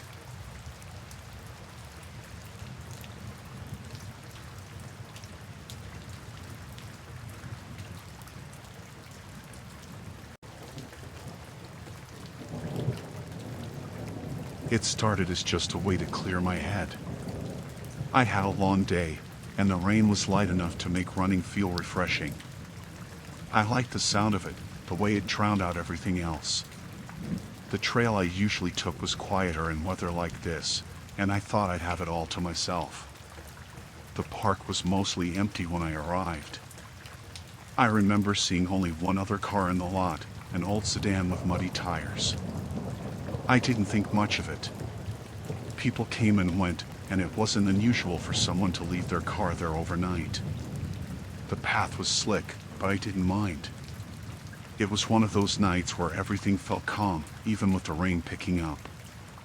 The trees bent low, heavy with water, and the lights along the trail barely cut through the dark. I ran slower than usual, careful on the wet pavement. I'd gone about a mile in when it happened. My foot slipped on a patch of mud that had washed onto the path, and I went down hard. My ankle twisted under me, and the pain was sharp and immediate. I sat there, clutching it, feeling the cold seep through my leggings. The rain wasn't refreshing anymore. It was soaking through my jacket and making me shiver. I tried to stand, but my ankle buckled. It wasn't broken, but I couldn't put weight on it. My phone was back in the car. I hadn't thought I'd need it for a short run. I felt stupid and helpless sitting there in the rain. That's when I heard footsteps. At first, I thought I'd imagined them, but they got louder, closer. A man came around the bend, wearing a dark jacket with the hood pulled up. He slowed when he saw me, stopping a few feet away. "You okay?" he asked, his voice low. "I think I twisted my ankle," I said. "I can't walk on it." He didn't respond right away, just stood there looking at me. His hood shadowed most of his face, but I could see his mouth, a thin line, not smiling. "Need help?" he asked after a long pause. "Yeah," I said, relief flooding through me. "If you could help me back to the parking lot, I'd really appreciate it." He didn't move. "No one else out here," he said, more to himself than to me. Bad night to be running. I didn't like the way he said it. There was no warmth in his tone, no concern. Just an observation, flat and detached. "I didn't think it'd get this bad," I said, trying to keep the conversation normal. "The rain, I mean." He stepped closer, and I instinctively leaned back. He crouched down, his face level with mine now. His eyes were dark, and there was something in them that made my stomach twist. He wasn't looking at my ankle. He was looking at me. "You're hurt pretty bad," he said, his voice quieter now. "Can't go anywhere like that." "I just need to get to my car," I said, my voice a little unsteady. "It's not far."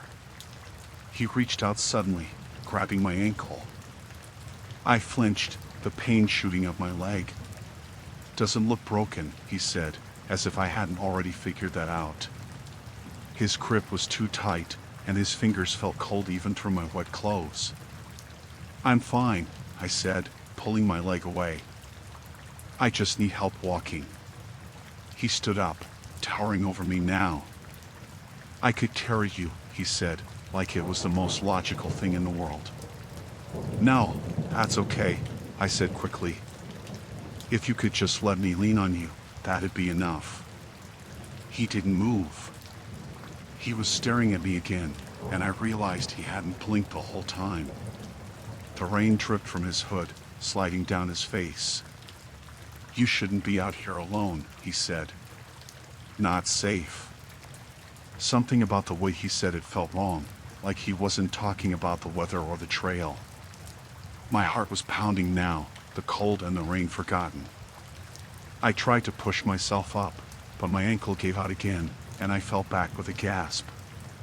"Stay still," he said sharply. "You'll hurt yourself more." I didn't like the way he said it, like he was scolding me. I didn't like anything about him. I forced a smile, trying to keep things calm. "Thanks for stopping," I said, my voice shaking. "But I think I'll just wait here until someone else comes by." "No one else is coming," he said, almost casually. "Not this late." My stomach dropped. I hadn't even thought about the time. It was past 9, and the park closed at 10. He was probably right. No one else would be out here in this weather. He crouched down again, closer this time. "Let me help you," he said, his tone softer now. "You'll catch your death sitting here." Something in me snapped. I couldn't just sit there waiting for whatever he had planned. I grabbed a branch that had fallen nearby and held it up, the bark rough against my hands. "Stay back," I said, my voice firm. He didn't flinch. If anything, he seemed amused. "What are you going to do with that?" he asked, tilting his head. I didn't answer. My hands were trembling, but I kept the branch between us. The rain was coming down harder now, the wind cutting through my wet clothes. He didn't seem to notice, or maybe he didn't care. "You're making this harder than it needs to be," he said, standing up again. "I'm just trying to help." "I don't need your help," I said, edging back toward the trees. "Just leave me alone." He took a step forward, and I swung the branch, missing by inches. "Hey," he snapped, his voice angry now. "What's your problem?" I didn't wait for him to close the distance. I pushed myself up, leaning on the trees for support, and started limping away as fast as I could. My ankle screamed with every step, but I didn't care. I could hear him behind me, his footsteps faster than mine. "Come back," he shouted. "You're gonna get yourself killed out here." I didn't look back. The parking lot wasn't far. If I could just make it there, maybe someone would be pulling in or leaving. The path curved, and I lost sight of him for a moment. I pushed myself harder, my breath coming in gasps. When I reached the lot, it was empty except for my car and the old sedan I'd seen earlier. My car was too far to make it, but the sedan was close. I ran to it, banging on the window. "Help. Please." The door opened, and an older woman leaned out, her eyes wide with concern. "What's wrong?" she asked. "There's a man," I said, barely able to get the words out. "He's following me." She didn't hesitate. She opened the passenger door and helped me inside, locking it behind me. We watched the path together, but he never came out. I don't know if he gave up or if he was hiding, waiting for the next person to come along. The woman drove me to a nearby gas station, where I called for help. The police searched the park but didn't find anyone. They said it was probably just a misunderstanding, but I knew better.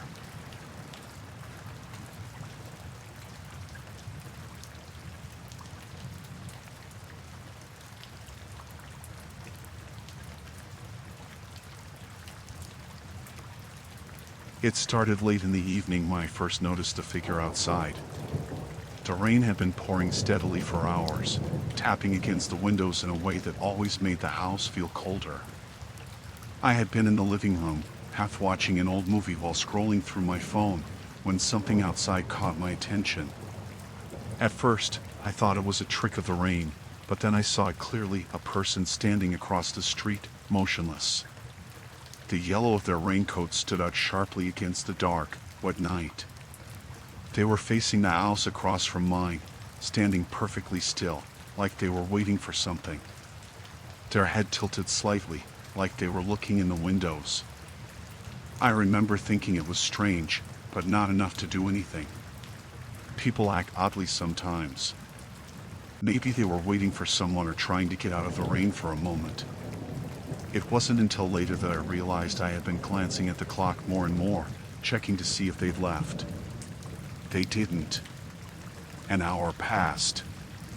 The figure didn't move. They stayed there, facing that house, their shoulders stiff, their hands at their sides. I turned off the movie and went to the window, pulling the curtain back just enough to peek out. The streetlight above them flickered slightly, casting their shadow long across the pavement. The rain was heavy, but I could still see the edges of their hood and the way their head was angled toward the lit windows across the street. I told myself to stop staring. It wasn't my business. But when I looked again, they had shifted slightly. Not toward the house they'd been facing, but toward mine. That's when the uneasiness started. It wasn't much at first, just a heavy feeling in my chest like something wasn't right. I locked the front door.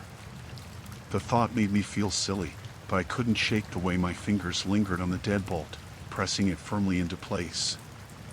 By midnight, the rain had gotten worse. The water ran in streams along the curb, and the sound of it was loud enough to drown out everything else. I tried to ignore the figure outside, but every time I looked, they were still there. The way they just stood without moving made my stomach twist. I convinced myself they'd leave eventually. No one would just stand in the rain all night. But then they moved. It wasn't a lot, just a step or two, but it was enough to make me sit up straight. They were walking now, slowly, their boots splashing in the water as they crossed the street. I couldn't see their face, only the shadow of their hood, but I could feel their focus.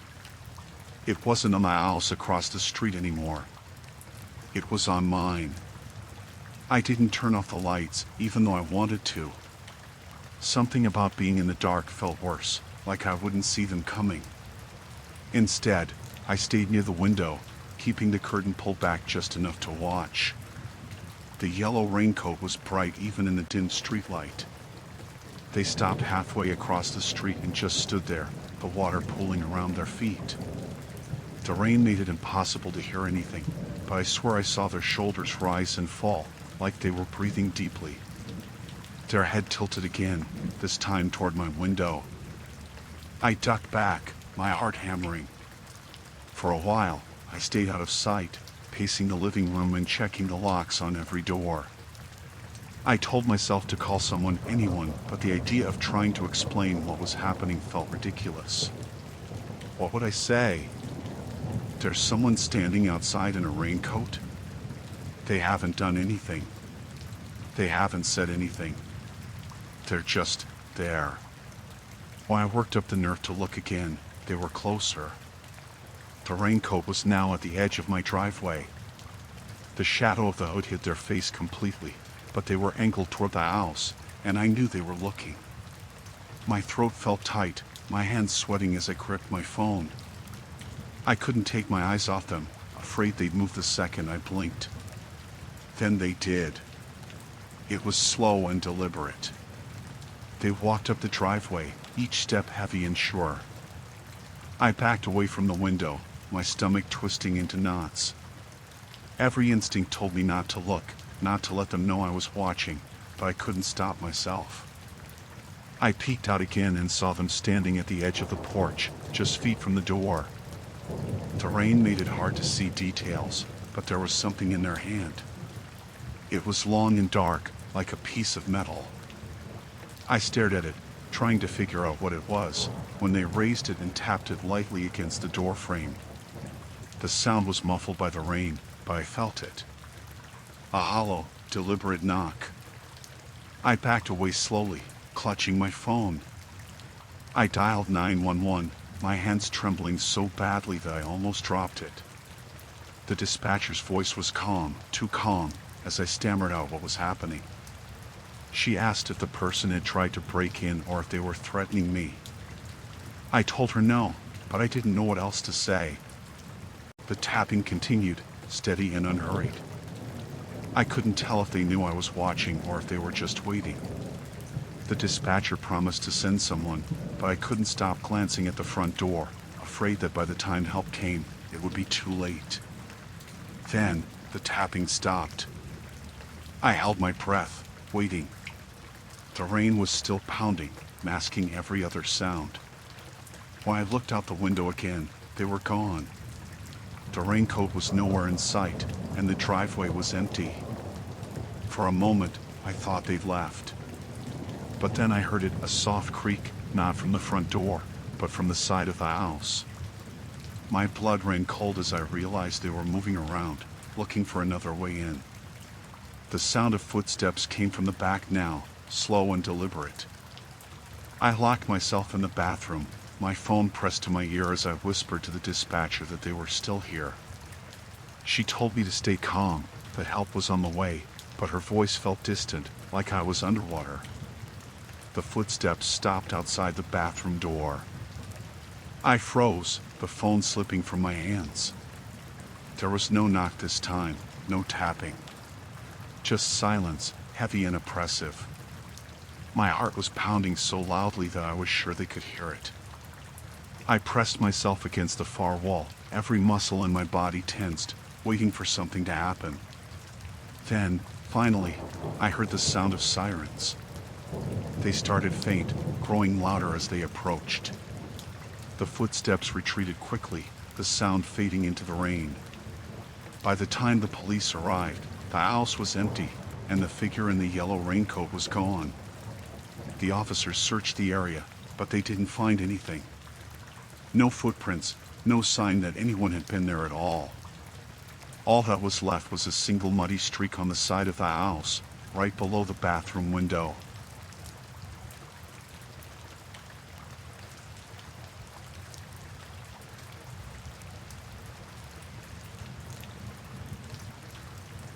It happened during a layover. I had a few hours to kill before my next flight, so I was just hanging around the airport, trying to pass the time. I'd been traveling for what felt like forever, and my head was starting to ache from the combination of exhaustion and the constant noise of the terminal. I wasn't in the best mood, but it wasn't a big deal. I figured I'd just sit and wait for my boarding time. I found an empty seat by one of the gates, just far enough from the crowd so I could have a little peace. I pulled out my phone, started scrolling through emails and news, trying to distract myself. About an hour passed like that, nothing eventful. I didn't even notice the man sitting down next to me at first. He seemed normal enough. He smiled and said, "Looks like you've got a while to wait." I nodded. Yeah, just killing time. I didn't expect much from the conversation, but I wasn't in a rush to be rude either. He introduced himself as Tim. He was wearing a business suit, probably in his late 30s, with short, neatly combed hair. He seemed friendly, nothing off about him. He was just another traveler, like me. He told me he had just come back from a business trip and was waiting for his connecting flight. We chatted a little about where we were both headed, and I assumed it was just small talk to pass the time. Then, after a few minutes, he asked if I'd ever been to the city we were both flying into. I told him I hadn't, but that I was excited to check it out. That's when he leaned in a bit, lowered his voice, and said something that caught me off guard. "You know, if you need help with directions, I've got some great local tips. I've been to that city a few times, and I know a guy who can really help you out. He's the best driver in town, doesn't charge too much, and he can show you all the best spots. It's nice to have someone who knows the area, especially when you're traveling alone." I thought it was a bit strange, but it wasn't like I hadn't heard similar things before. People in airports were always offering advice, and I didn't think much of it. I thanked him and said I'd probably just take a taxi from the airport. But Tim wouldn't let it go. He kept talking about how much easier it would be to get around if I used his guy, how much cheaper it would be than a regular taxi, and how much more reliable the service was. He even said that if I didn't mind waiting a bit, he'd make a call for me and set it up. I was starting to feel a little uncomfortable. I wasn't sure why, but something about the whole situation didn't sit right with me. The way he kept insisting, the fact that he was almost too eager. But I figured I was just overthinking it.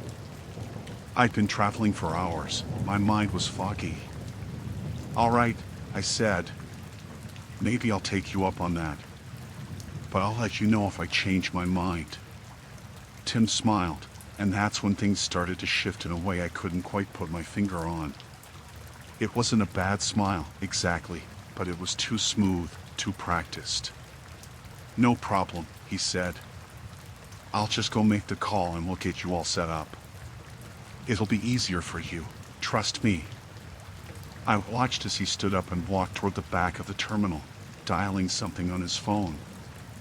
I didn't think much of it, still half distracted by my own thoughts. A few minutes later, he returned, looking pleased. "It's all set," he said. "The driver will meet you right by the exit. He's expecting you, so you won't have to wait around." I felt a twinge of doubt but told myself it was fine. It was just a ride. I was being paranoid. Tim seemed nice enough. I thanked him, and he said it was no trouble, just doing a favor for a fellow traveler. I followed him to the exit of the airport, where I saw a man standing by a car. He was wearing dark sunglasses, even though it was still light outside, and he was holding a sign with my name on it. It all seemed so normal, so official, that I almost didn't question it. But something nagged at me. Tim stood there, watching me, his hands in his pockets, like he was waiting for something. "There he is," Tim said, his voice too calm. "You'll be in good hands." I hesitated for a moment, but the man with the sign smiled at me and waved. I walked up to him, told him my name, and he nodded. "Right this way," he said, opening the back door of the car. I was about to climb in when I noticed something odd. There was a faint smell inside the car, something like stale air mixed with cleaning chemicals. And the car wasn't a typical taxi, it looked more like a private vehicle, older, and there were no obvious markings. That's when I heard Tim's voice behind me, still too calm, still a little too eager. "Don't worry," he said. "This is the best way to go. You'll get there much faster, and you won't have to deal with the hassle of the airport." I froze. Something clicked. A thought flashed through my mind. This wasn't right. There was no reason for him to be so invested in my ride. There was no reason for him to be pushing this so hard. I quickly turned around and walked away from the car. The man with the sign started to follow me, and that's when I realized how wrong everything felt. Tim stayed by the door of the car, his eyes watching me intently. I didn't know what to do, but I knew I had to get away. I ran back inside the terminal, looking around for security, for someone who might help.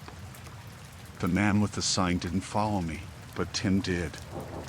He was walking toward me, his expression hardening, no longer friendly. I made my way to the nearest gate, where a security guard was standing. I went up to him, explained everything as best I could, and showed him the man's picture on my phone. He looked at me like I was crazy, but when I pointed out that the situation didn't feel right, he called for backup. Turns out, the whole thing was a scam. Tim wasn't a fellow traveler, and the driver wasn't really a driver. They were part of a group that targeted people with long layovers, offering them rides that were just a setup for robbery or worse. They had a whole operation going, luring unsuspecting people with offers of cheap, convenient transportation. I never found out how far they would have gone if I'd gotten in that car, but I'm sure it wouldn't have ended well. I'm just glad I walked away in time. The rest of my layover was spent in a corner of the terminal, surrounded by security. When I finally boarded my flight, I could still feel the tension in my chest, the creeping feeling that I'd narrowly escaped something much worse. I won't be trusting strangers in airports again. Not ever.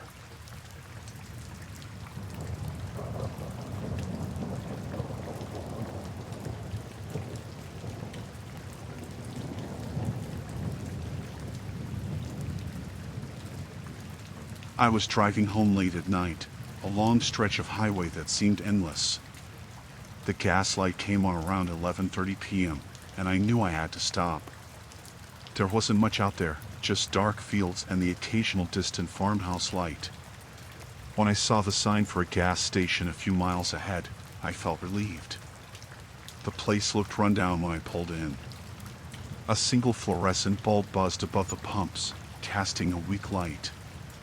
There was an old pickup truck parked near the building, but I didn't see anyone around. The station itself was a small convenience store with large windows, though most of the shelves inside looked half empty. A man was sitting behind the counter, leaning back on a stool.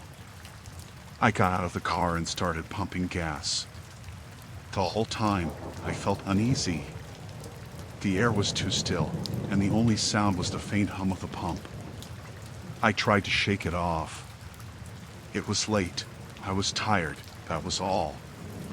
But then, as I was finishing up, I noticed a man behind the counter watching me. He hadn't moved, but his eyes were fixed on me, unblinking. When the pump clicked off, I went inside to pay. The door jingled when I pushed it open, and the man sat up a little straighter.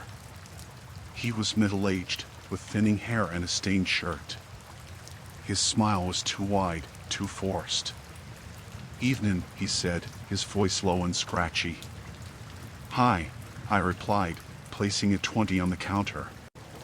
"Pump 2. He didn't take the money right away.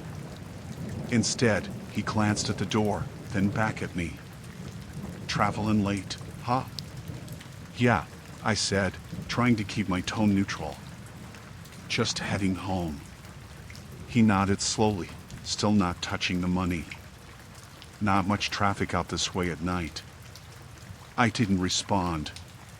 His gaze was heavy, like he was sizing me up. Finally, he took the 20 and rang me up, but he was moving slower than anyone I'd ever seen. He pressed a few buttons on the register, then stopped, looking over his shoulder. "You need anything else?" "Snacks." "Coffee?" he asked. "No, I'm good. Just the gas." "You sure?" "We got fresh coffee in the back," he said, pointing vaguely toward a corner of the store. "I'm sure," I said, stepping back toward the door. He didn't like that. His smile faded, and his eyes narrowed slightly.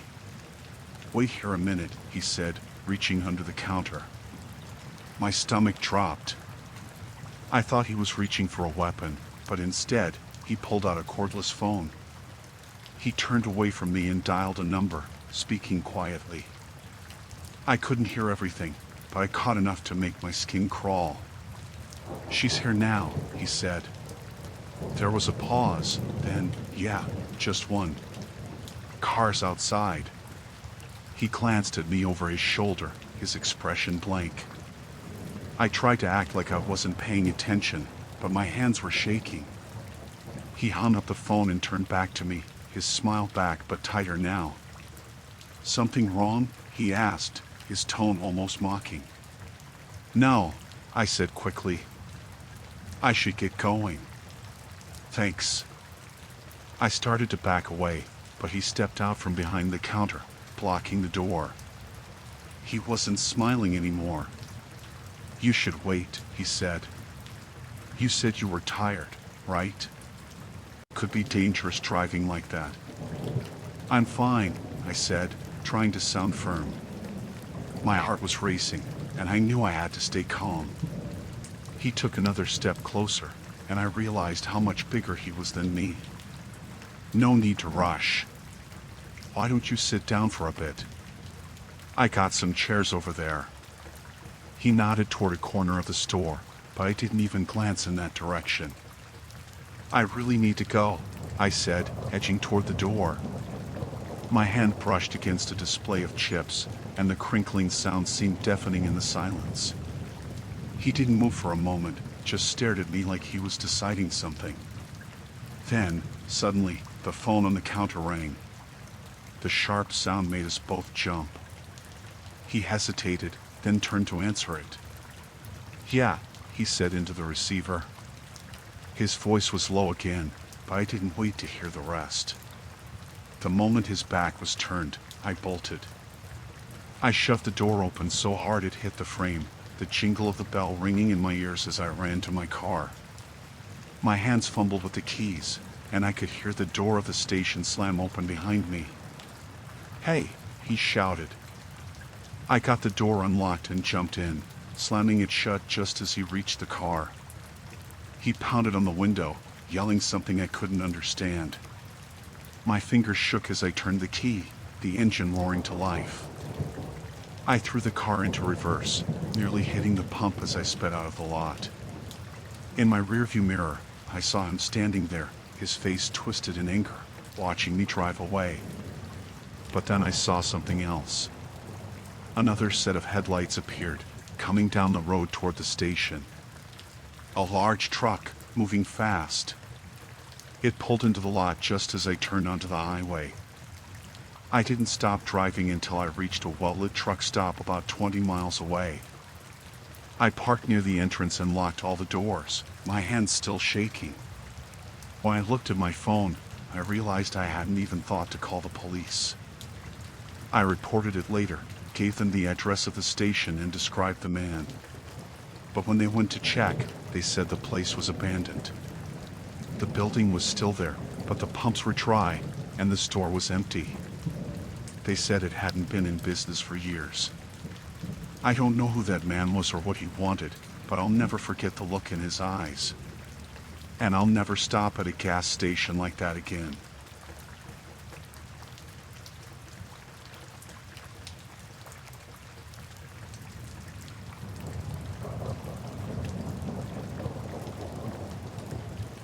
I went camping alone up in the mountains last spring, just to get away from everything for a few days. It's something I like to do from time to time, the quiet, the solitude, the chance to just clear my mind.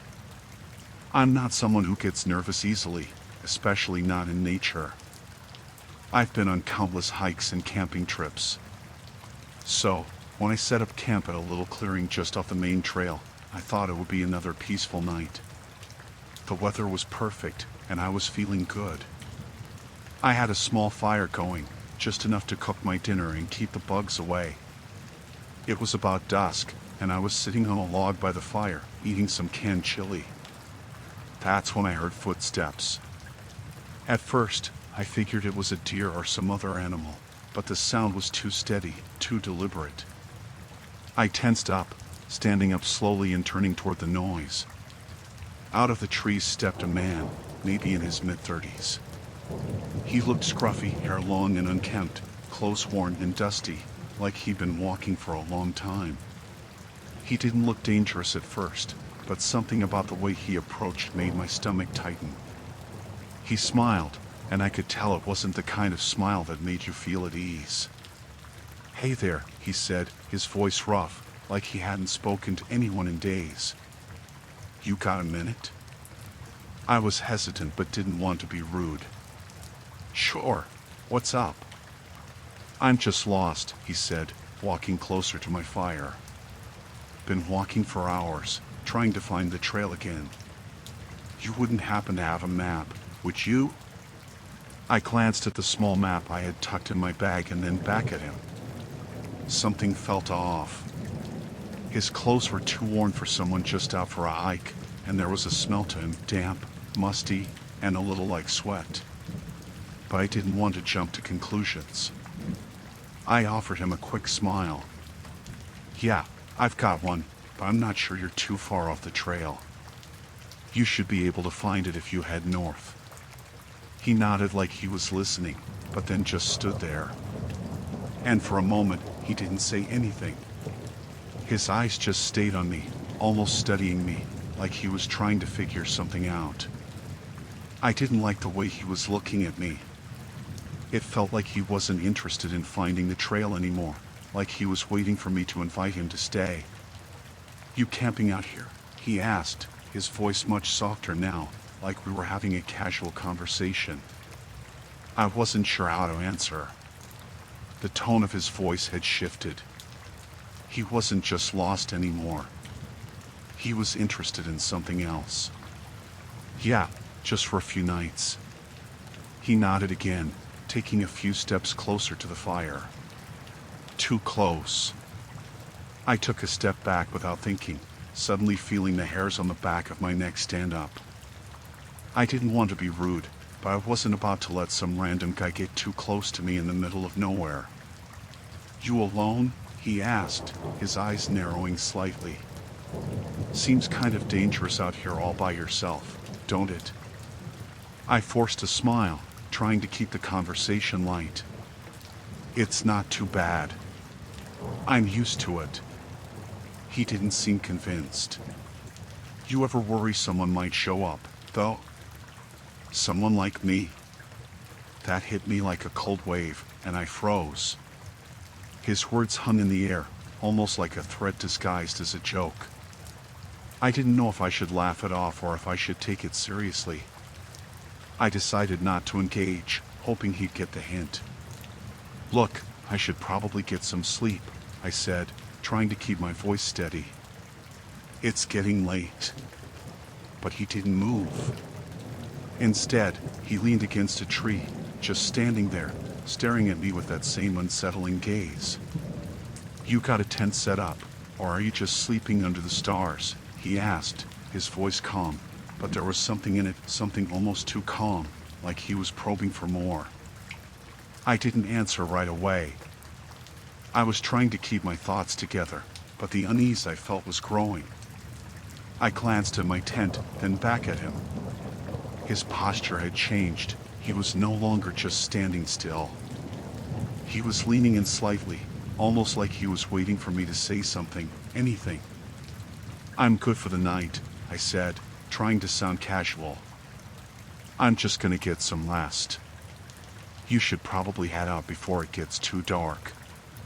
But he didn't leave. He just kept standing there. I could hear him shifting, like he was trying to make himself comfortable without really moving away. I tried to stay calm, but everything inside me was screaming to just get in the tent and zip myself up. The man took a step closer. "You ever think about what would happen if someone didn't leave?" That was it. That was the moment I realized I was dealing with someone who wasn't just lost. He wasn't just a drifter passing through. He was trying to make me feel small, make me uncomfortable, make me unsure. And in that moment, I knew I had to act. "I think you should go," I said, my voice low but firm. "Now." His smile didn't fade, but there was something in his eyes, a flicker of something that made the blood in my veins freeze. For a second, he just stood there, looking at me like he was trying to decide whether to push it further. Then, without saying another word, he turned and started walking away, his footsteps slow and deliberate, almost like he was savoring the moment. As he moved further into the trees, I couldn't help but watch him, my heart pounding in my chest. The silence that followed was deafening, and I was still holding my breath, waiting for him to turn around, to come back, too. But he didn't. I didn't sleep that night. I spent the hours lying in my tent, listening to the noises around me. Every snap of a twig, every rustle of the wind in the trees, made my heart race. I was afraid to fall asleep, afraid that he'd come back, or worse, that he'd already be waiting for me outside. At dawn, I packed up my things and left. I didn't care about the hike I had planned. I just wanted to get out of there as fast as possible. I didn't look back. I couldn't.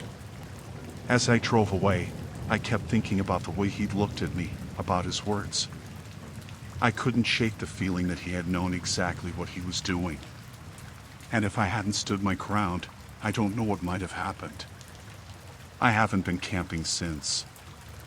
I don't know if I ever will again. I can't get the image of him standing there, just watching me, out of my head. I don't think I'll ever feel safe out there again.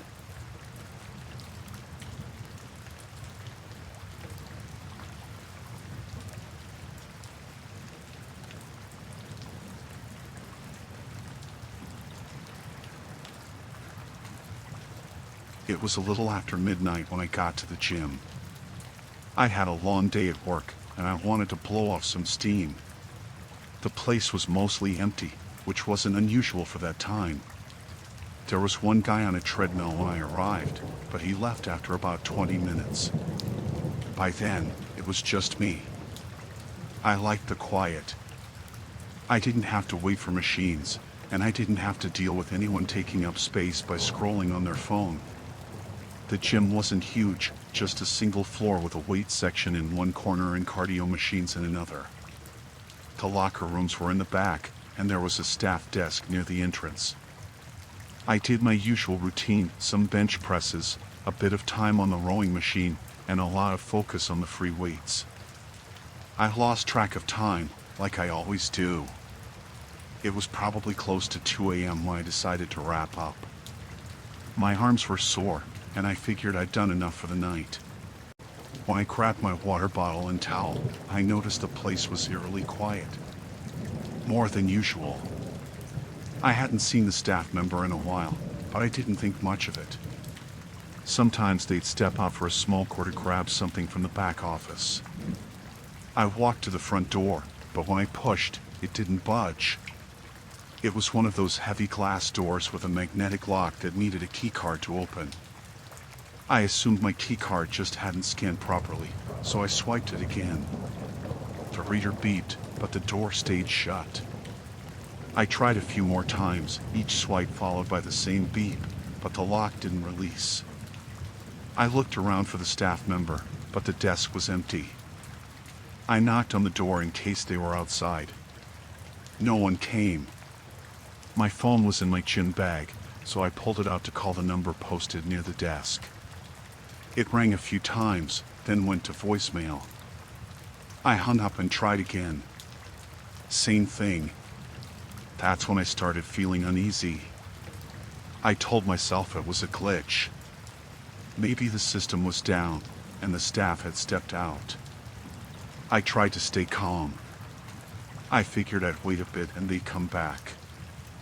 I sat on one of the benches near the free weights and scrolled through my phone to distract myself. That's when I heard it. It was faint at first, almost like I imagined it. A heavy breath, slow and deliberate. It came from somewhere near the back of the gym. I froze, straining my ears to listen. For a moment, there was nothing, just the hum of the air conditioning. Then it came again. Louder this time. I turned toward the sound, staring into the dark corner near the locker rooms. The lights in that area were dimmer than the rest of the gym, but I could just make out the shapes of the lockers and the doorway leading to the bathrooms. "Hello?" I called out, my voice shaky. No answer. Just silence. I stood up, every muscle in my body tensed. I told myself it was probably just the air vents or something falling over in the locker room. But deep down, I didn't believe that. I took a few steps toward the back, my sneakers squeaking on the polished floor. "Is someone there?" I asked. This time, I heard movement. Footsteps. Slow and deliberate. They echoed through the empty gym, coming from the direction of the locker rooms. I backed up, my heart pounding in my chest. My eyes darted around, looking for something to defend myself with. The best I could find was one of the metal dumbbells. I grabbed it, the cold weight steadying my shaking hands. "Who's there?" I shouted, trying to sound more confident than I felt. The footsteps stopped.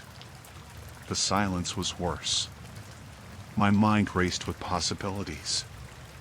Maybe it was a staff member playing a prank. Maybe someone had snuck in and was messing with me. Or maybe it was something worse. I stayed frozen, staring at the dark corner. Then I heard a sound that made my blood run cold. A laugh. Low and quiet, almost a chuckle. It didn't sound right. There was no humor in it, just something wrong. I backed away, keeping the dumbbell raised in front of me. "I'm calling the police," I said, my voice cracking. I pulled out my phone and dialed 911. The call connected, and I told the operator what was happening. They said they'd send someone, but it might take a while since I was in a more remote area of the city. I kept the operator on the line as I moved toward the front of the gym. I could still see the dark corner out of the corner of my eye, but whoever was there hadn't moved again. The operator told me to stay on the line and try to find a safe place to wait. The staff desk had a small storage cabinet underneath. I crouched down and wedged myself inside, trying to make as little noise as possible. I kept the phone pressed to my ear, whispering updates to the operator. Then the footsteps started again. Slow and steady, moving closer to the front of the gym. I clutched the dumbbell tighter, my breath shallow and fast. The operator was saying something, but I couldn't focus on the words. All I could hear was the sound of those steps. They stopped right in front of the desk. I held my breath, praying they wouldn't look down and see me. My pulse was so loud in my ears that I was sure they could hear it. Then, after what felt like an eternity, the footsteps moved away. They headed toward the glass doors. I peeked out from the cabinet, just enough to see a figure standing there. The light from the street lamps outside cast their shadow across the floor. They stood there for a moment, their back to me. Then they turned their heads slightly, like they were listening for something. I ducked back into the cabinet, squeezing my eyes shut. A loud bang echoed through the gym. I jumped, hitting my head on the top of the cabinet. It was the front door. The figure was slamming their shoulder against it, trying to break it open. I told the operator what was happening, my voice barely more than a whisper. They assured me the police were on their way. The banging stopped, and the silence was worse than the noise. I waited, every muscle in my body tensed. Then I heard the footsteps again, this time moving toward the weight section. The sound of sirens in the distance broke the silence. The figure froze, then bolted toward the back of the gym. I stayed in the cabinet until I heard the sound of voices calling out, telling me it was safe to come out. The police found no one in the gym. Whoever it was must have slipped out through an emergency exit before they arrived. They checked the security footage, but the cameras in the back corner had been tampered with. I haven't been back to that gym since. I canceled my membership the next day. Now, every time I hear footsteps behind me, I feel that same icy fear, like they're still there, just waiting.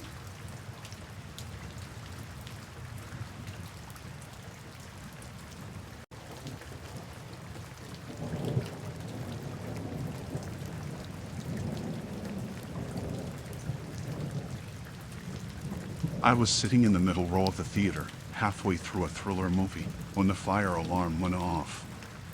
It wasn't just a beep, it was the loud, piercing kind that makes your heart jump. The screen went dark, and the house lights flickered on. People started murmuring and looking around. No smoke, no flames, just a blaring alarm. A few ushers ran down the aisles, waving their hands and shouting for everyone to head to the exits. I grabbed my bag and followed the crowd. The main doors were a bottleneck, with everyone pushing and shoving. I decided to try the emergency exit near the screen instead. It wasn't a big crowd at the theater that night, so only a couple of others were heading that way. I figured it'd be faster. The hallway behind the emergency door was dimly lit and felt colder than it should have been. The exit sign was glowing red at the far end. I moved quickly, my sneakers squeaking on the tiled floor, but when I reached the door, it didn't budge. I pushed harder, then tried pulling. Nothing. Locked. I said aloud, my voice bouncing off the walls. I turned back and saw that the others who had followed me were already gone. Maybe they'd gone back to the main exit. I felt the unease start creeping in. The alarm was still going, muffled now by the walls. Then, out of the corner of my eye, I saw a man in a uniform. He came from the direction I just walked, his footsteps echoing. He looked like security, dark pants, a matching jacket, and a radio clipped to his belt. "Need help?" he asked. His voice was calm, almost too calm for the situation. "Yeah," I said. "This door's locked. Shouldn't it open during an alarm?" He stopped a few feet away, tilting his head like he was sizing me up. "Sometimes they malfunction," he said. "I can help you find another way out." I nodded, relieved. He motioned for me to follow, and I did, though something about him felt off. His uniform wasn't quite right, no patches, no name tag. His boots looked more like work boots than the kind security guards wear. As we walked, he kept glancing back at me. His eyes were dark and sharp, like he was studying me instead of the surroundings. I slowed down, letting a bit more distance grow between us. "Where are we going?" I asked. "There's another exit at the back," he said, without turning around. The hallway stretched longer than I remembered, and the lights seemed dimmer now. I didn't hear anyone else, no voices, no footsteps, just the faint hum of the alarm in the distance. "Are you sure?" I asked again. He stopped abruptly and turned to face me. His face was blank, but his eyes were intense, like he was daring me to question him again. "Do you want to get out or not?" he asked. Something in his tone made my stomach drop. I nodded but didn't move closer. He turned back around and started walking again, slower this time, like he was waiting for me to follow. I glanced over my shoulder, wondering if I should just run back the way I came, but the hallway behind me seemed darker now. I took a deep breath and followed, keeping my steps light. A few minutes later, we reached a door. He pushed it open, and I expected to see the parking lot or another part of the theater, but it was just another hallway, narrower than the last. "This doesn't feel right," I said, stopping in my tracks. He turned around again, this time with a faint smirk on his face. "You don't trust me?" I didn't answer. I glanced at his radio, wondering if it even worked. He noticed and let out a short laugh. "You think I'm not real security, huh?" he said. He stepped closer, and I stepped back. My heart was pounding now. "Where are we really going?" I asked, my voice shaking. He didn't answer. Instead, he reached into his pocket and pulled out a keyring. I didn't wait to find out what he was unlocking. I turned and bolted back down the hallway. "Hey!" he shouted, his voice echoing. I didn't look back. My legs were moving faster than they ever had, my breath coming in short gasps. The hallway felt endless, but I could see the faint glow of the exit sign in the distance. The sound of his boots pounding against the floor got louder. He was chasing me. I reached the door I tried earlier, the one that had been locked. I slammed into it, pushing with all my weight. It still didn't move. Come on, I whispered, frantically looking for a way out. His footsteps were almost on me. I turned just as he reached out, his hand grazing my arm. I ducked and slipped past him, running back the way I'd come. Get back here, he yelled. I didn't stop. I turned a corner and saw a door with a small window. Light was streaming through it. The main lobby. I pushed through the door and stumbled into the lobby, where a group of people was gathered near the main exits. They all turned to look at me, their faces a mix of confusion and concern. Help! I shouted. He's chasing me. I pointed back toward the hallway, but when I turned, the man was gone. A few ushers came over, asking me what happened. I tried to explain, but I could barely catch my breath. They called the police, and I waited with them until officers arrived. They searched the building but didn't find anyone matching the description I gave. The emergency exit door had been locked from the outside, and no one could explain why. I never went back to that theater again.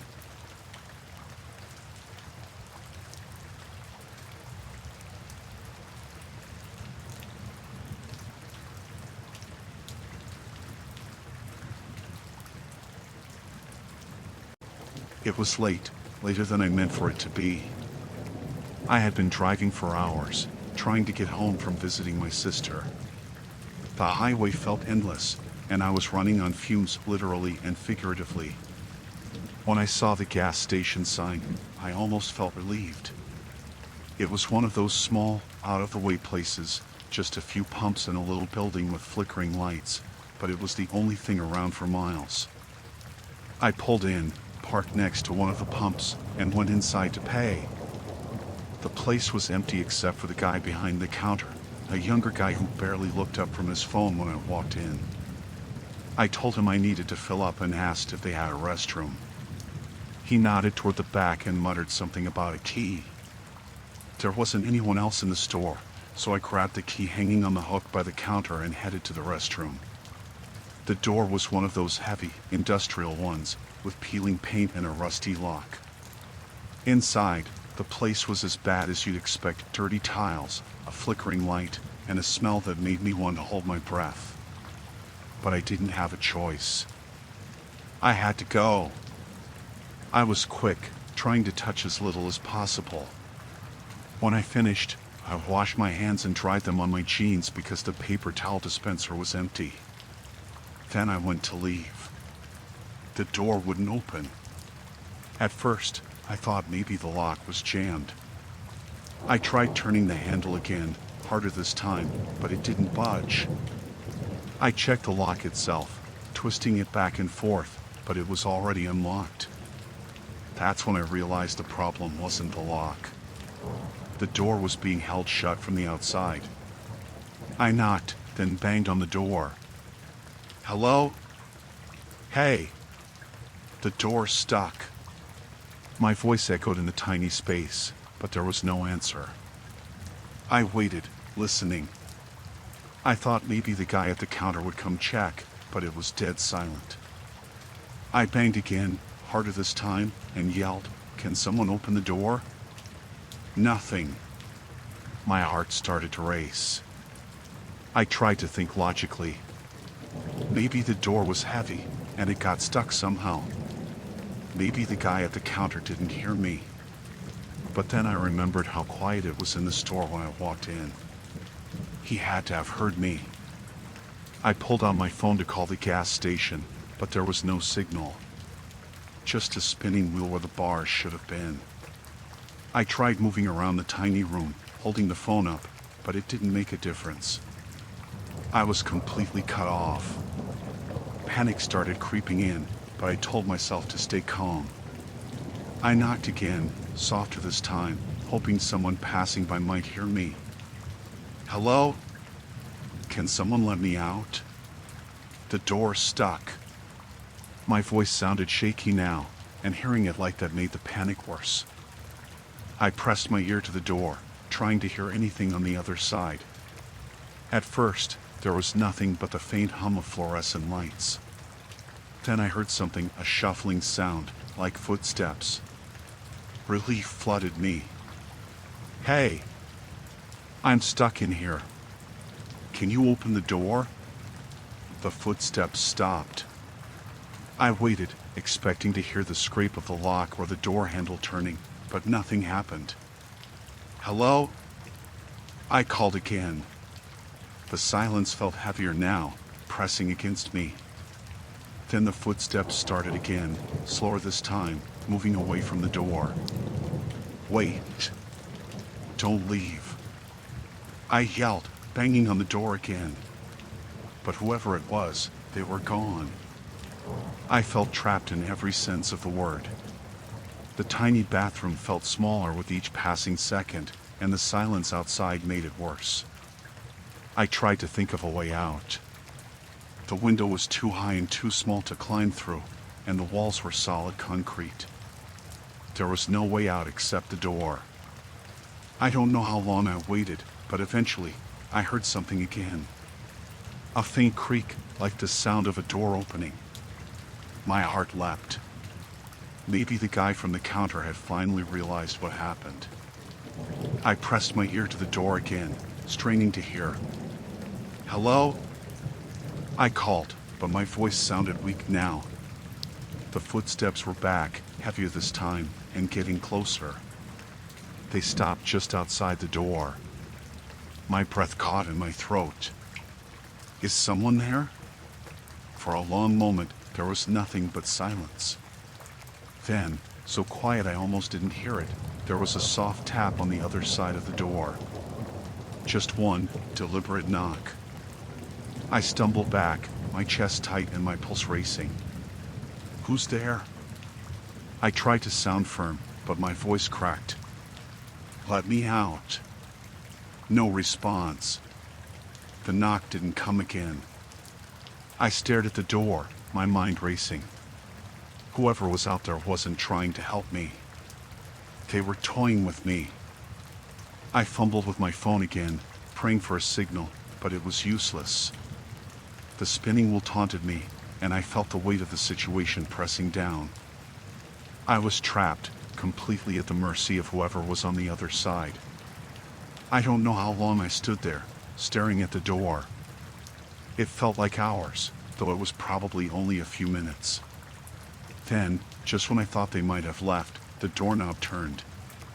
It moved slowly, the sound of metal against metal sending a chill through me. I held my breath, frozen in place. The door opened just a crack, enough for me to see a sliver of the dimly lit hallway beyond. "Who are you?" I asked, my voice barely above a whisper. The door didn't open any further, but it didn't close either. I couldn't see anyone on the other side, just the empty space beyond the crack. My heart was pounding so hard it hurt. Then, suddenly, the door slammed shut. The sound was deafening in the small space, and I stumbled back, hitting the sink. My hands were shaking, and I felt tears sting my eyes. I didn't understand what was happening, but I knew I couldn't stay in there. I don't know where I found the strength, but I ran to the door and pounded on it with everything I had. "Let me out!" I screamed over and over again. "Let me out!" And then, as suddenly as it started, the door opened. It didn't creak this time. It just swung open, revealing the empty hallway beyond. There was no one there. I didn't think. I just ran. I didn't even stop to look at the counter as I bolted out of the gas station and into my car. The pump was still in my tank, the meter frozen mid-fill, but I didn't care. I yanked it out, threw it onto the ground, and sped away. I didn't stop until I was miles down the road, my hands gripping the wheel so tightly my knuckles turned white. I still don't know who was out there or what they wanted, but I know one thing: I'll never stop at a gas station that isolated again.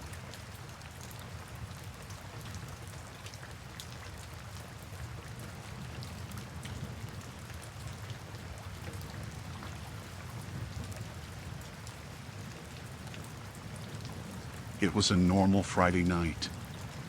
I had been in my dorm all day, catching up on assignments and half watching a movie in the background. Around 6, I posted a picture of my dinner, just some takeout from the cafeteria, and tagged the location.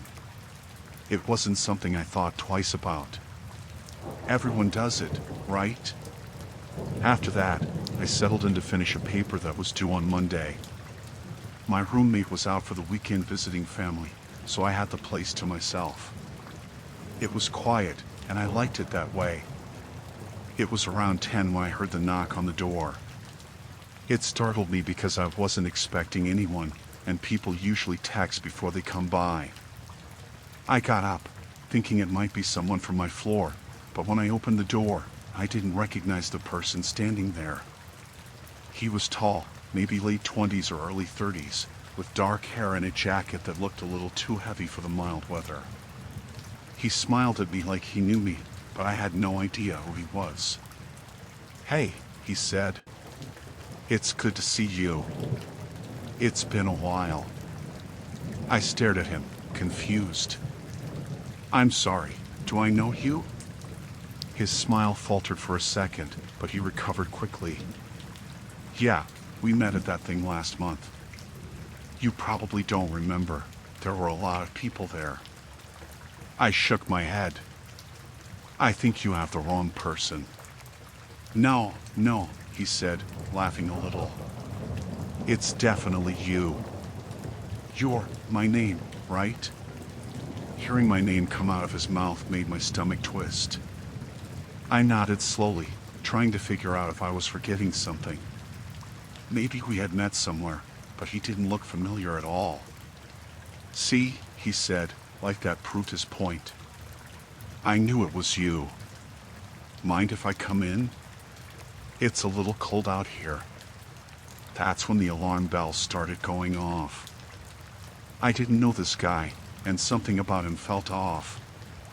I kept the door halfway closed and said, "I'm sorry, but I don't think I know you. Where did we meet again?" His smile tightened. "Like I said, at that thing last month. Look, it doesn't matter. I just thought I'd stop by since I was in the area." I glanced down the hallway. It was empty. Most people on my floor had gone out for the weekend, and the few who stayed were probably in their rooms with the doors closed. I was suddenly very aware of how quiet it was. "I'm sorry," I said again. "I think you might have the wrong person." His expression changed then. The friendly, casual demeanor slipped away, and he frowned, like he was annoyed. "Come on," he said. "Don't be like that. I came all the way here." I tightened my grip on the door, not opening it any further. "I think you should leave." He didn't move. His eyes narrowed, and he took a step closer to the door frame. "You posted you were here," he said. "Why would you do that if you didn't want people to know?" My stomach dropped. That's when it clicked. The picture I posted earlier. I had tagged my location, my dorm building. I hadn't thought twice about it at the time, but now it felt like the stupidest thing I'd ever done. "I'm going to call campus security," I said, trying to sound confident even though my voice was shaking. "You need to leave." He smirked. "You don't need to do that. I'm just trying to be friendly. You don't have to make this a big deal." "It's already a big deal," I said. "Leave. Now." He didn't move for a second, and I thought he might try to force his way in. My heart was pounding so hard I could feel it in my ears. Then he shrugged and stepped back, holding his hands up like he was giving up. "Fine," he said. "Whatever." I was just trying to be nice. I didn't respond. I closed the door and locked it as fast as I could, then stood there, listening. For a few seconds, I didn't hear anything, but then there was the sound of footsteps walking away. I peeked through the peephole and saw him heading down the hallway. I stayed by the door for a long time after that, listening and waiting.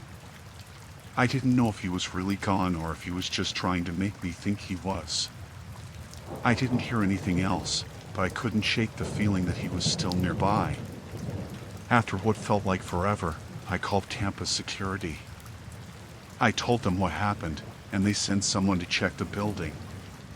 They didn't find him, but they said they'd keep an eye out. They also told me to report it to the police, which I did the next day. I didn't sleep that night. Every little sound made me jump, and I kept thinking about how easily he found me. All it took was one post, one stupid little tag, and he knew exactly where I was. I don't post my location anymore. I don't even post pictures until hours after I've left the place. I don't know what he wanted or what he would have done if I had let him in, but I'm glad I didn't find out. I keep thinking about how insistent he was, how he acted like he had a right to be there. It wasn't just creepy. It was terrifying.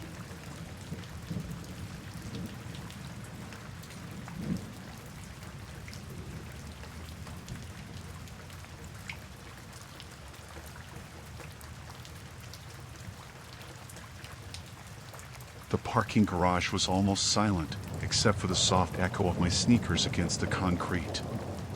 It was late, probably around 9:30 p.m., and I had stayed on campus longer than planned, finishing a group project in one of the library study rooms.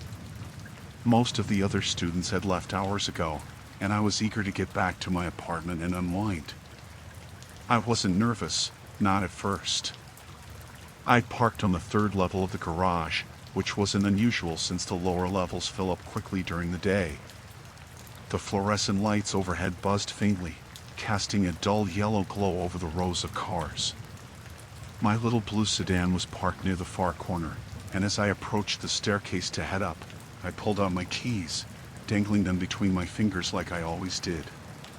It was a small habit that made me feel safer, even though I'd never had a reason to feel unsafe here before. About halfway up the stairs, I heard footsteps behind me. Not loud, just the faint scuff of shoes on the concrete steps. I didn't think much of it, after all, other students used this garage too. But when I glanced back, I saw a man a few steps below me. He was wearing a dark hoodie with the hood pulled up, his hands tucked into the front pocket. I didn't recognize him, but that wasn't unusual either. This was a big campus, and lots of people parked here. Still, something about him made me uneasy. Maybe it was the way he kept his head down, his face partially obscured by the hood. Or maybe it was the fact that I hadn't heard anyone else in the garage until now. I picked up my pace a little, trying not to overreact. He was probably just another student heading to his car, and I didn't want to make myself paranoid over nothing. But as I reached the third level and stepped out into the open, I realized his footsteps were still behind me. He hadn't slowed down, and when I glanced back again, he was still there, maintaining the same distance between us. That's when I started to feel the first flickers of fear. My car was maybe 50 feet away, parked near the far wall. The rows of cars around it were sparse, the level mostly empty this late. I told myself to stay calm, to focus on getting to my car and locking the doors. The man was probably harmless, just a coincidence, I thought. But as I walked toward my car, I noticed something strange. Every time I sped up, so did he. I slowed down slightly, pretending to adjust the strap of my bag, and his pace slowed too. He wasn't walking directly toward me, but he was following close enough to match my movements. My heart started to pound, the sound of it roaring in my ears. When I reached my car, I hesitated. I didn't want to turn my back on him to unlock the door, but standing there felt just as dangerous. I glanced over my shoulder and saw that he'd stopped about 20 feet away, his hood still up. He wasn't looking at me directly, but he was close enough that there was no mistaking his presence. I fumbled with my keys, trying to keep my hands steady as I pressed the unlock button. The car beeped softly, and I yanked the driver's door open. Just as I slid into the seat and locked the doors, I saw him start walking again, this time directly toward me. My breathing was ragged as I jammed the key into the ignition and started the engine. He was maybe 10 feet away now, and as the headlights illuminated him, I caught a better look at his face. He was older than I'd initially thought, maybe mid-30s, with a scruffy beard and a blank expression that sent chills down my spine. I threw the car into reverse, my tires squealing as I backed out of the space. He stopped walking and just stood there, watching as I turned the car around and sped toward the exit ramp.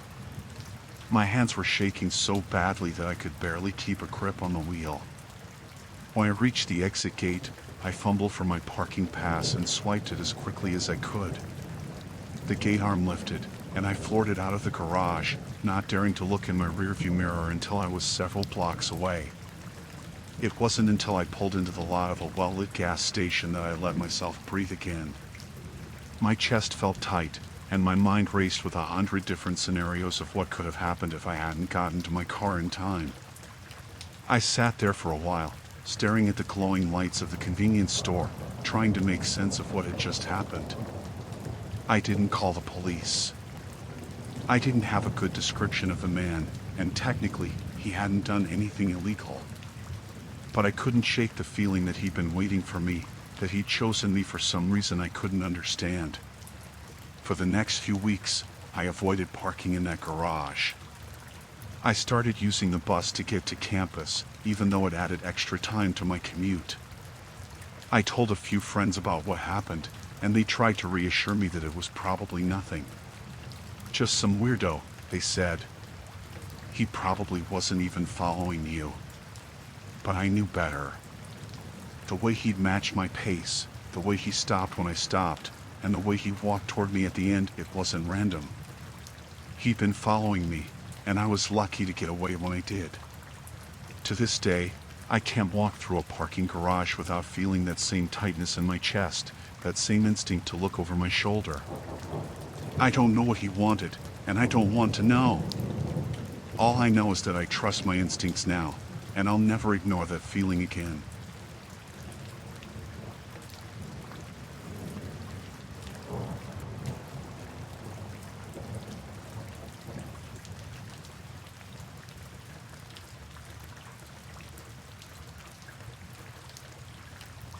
I didn't think much of it at first, honestly. It seemed like a typical stop, a little roadside stall selling fresh fruits and vegetables. My partner, Emma, and I were on our way back from a weekend road trip to the mountains, and we had been driving for hours. We needed a break, something to stretch our legs, and a small part of me was hoping for some fresh peaches or cherries to snack on as we continued the drive. The stall was tucked away along a quiet stretch of highway, just outside of a small town. It wasn't a particularly busy area, but it was the perfect spot for someone to sell local produce. The man behind the counter looked to be in his late 40s, with a thick gray beard and a weathered face that told the story of a life spent outdoors. He wore a flannel shirt, jeans, and a pair of old boots. Nothing too unusual, nothing that made me suspicious at first. We approached the stand and started browsing. There were baskets of tomatoes, cucumbers, and green beans, and the smell of ripe fruit filled the air. It wasn't anything fancy, but the produce looked fresh, probably picked that morning. Emma was already eyeing a bag of apples when the man spoke up. "Good choice," he said, his voice deep and gravelly. "But you know, I've got a much better selection at my place. If you're looking for something real special, I can show you." I turned toward him, half listening, still looking over the apples. "Oh yeah?" I asked, just to be polite. He nodded eagerly, his hands clasped on the counter. I've got all kinds of stuff in my house, peppers, squash, berries, you name it. It's just a little ways down the road.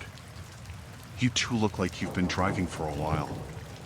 Might be nice to get a little break and see what I've got. I glanced at Emma, who had stopped looking at the apples and was now staring at the man.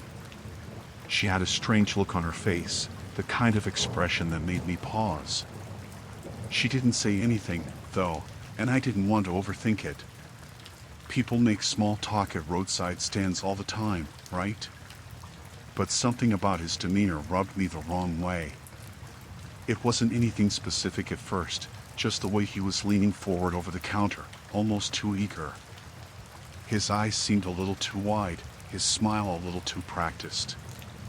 We don't need anything too special, really, I said, trying to brush it off. We're just looking for a few things to snack on.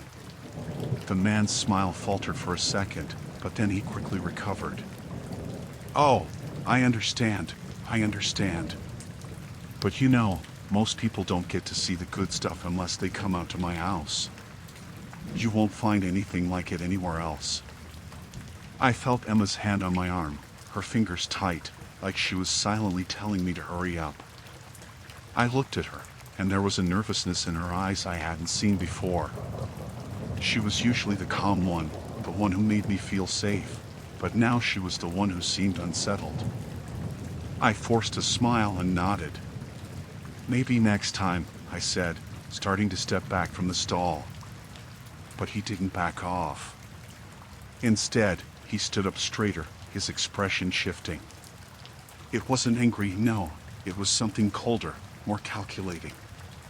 He stepped out from behind the counter, his hand still resting casually on the wooden edge. I'm just trying to offer a little something extra. You two are welcome to come see it, no pressure. It's not far. I'm sure you'll like what I've got. At this point, I could tell Emma was getting nervous. She took a half step backward, trying to distance herself from him. I looked around, but the road was empty.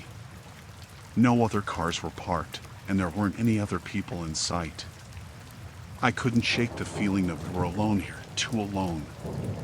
I wasn't sure what it was, but something about this whole exchange had my spidey senses tingling.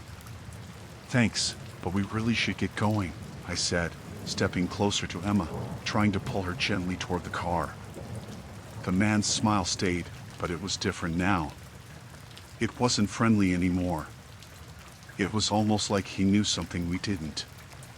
He took a step toward us, but I held my ground, my hand reaching for Emma's.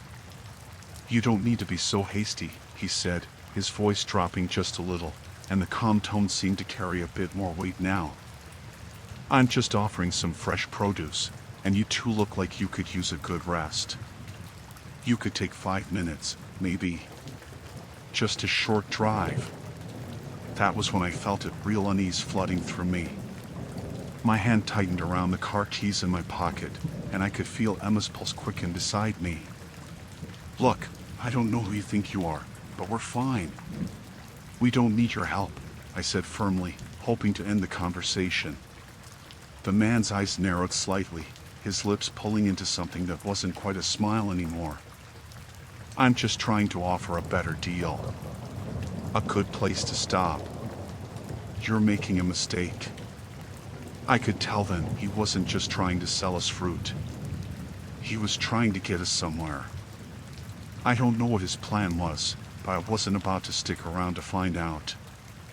We're good, thank you, I said one last time, and I grabbed Emma's hand, leading her toward the car.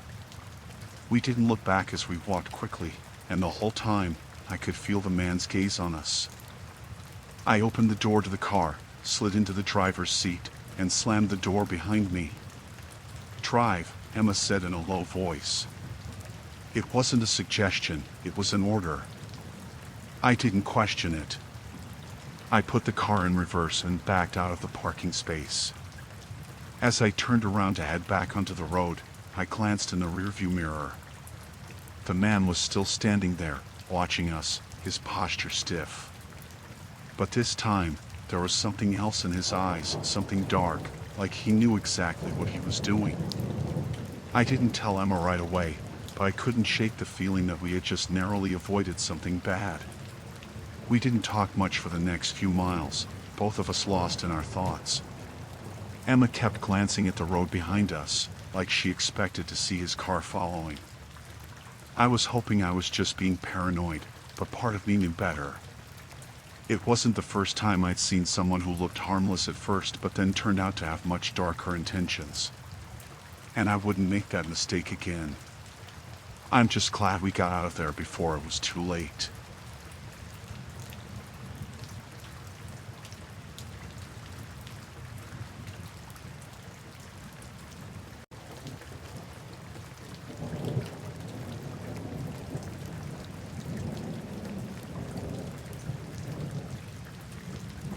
It started with the scratching noises. It was subtle at first, almost like the sound of mice or squirrels scurrying around in the walls. I remember lying in bed one night, half asleep, when I heard it. A faint scratching sound from above. I brushed it off as nothing. We just moved into this old house a few months ago, and I assumed the creaks and groans of a house settling were just part of the charm. The first few weeks were uneventful, other than the occasional noise. But as time went on, it got worse. It wasn't just scratching anymore. It was like something was moving around up there. You know that sound when you shift furniture or when something heavy drags across a floor? It started happening every night, at the same time.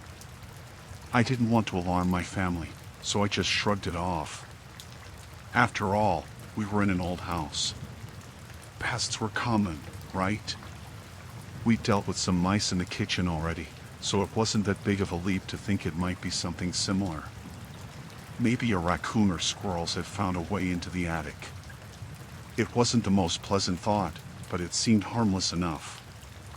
One evening, about 3 weeks after we moved in, I was sitting in the living room with my husband, Dan, when we both heard the noise again.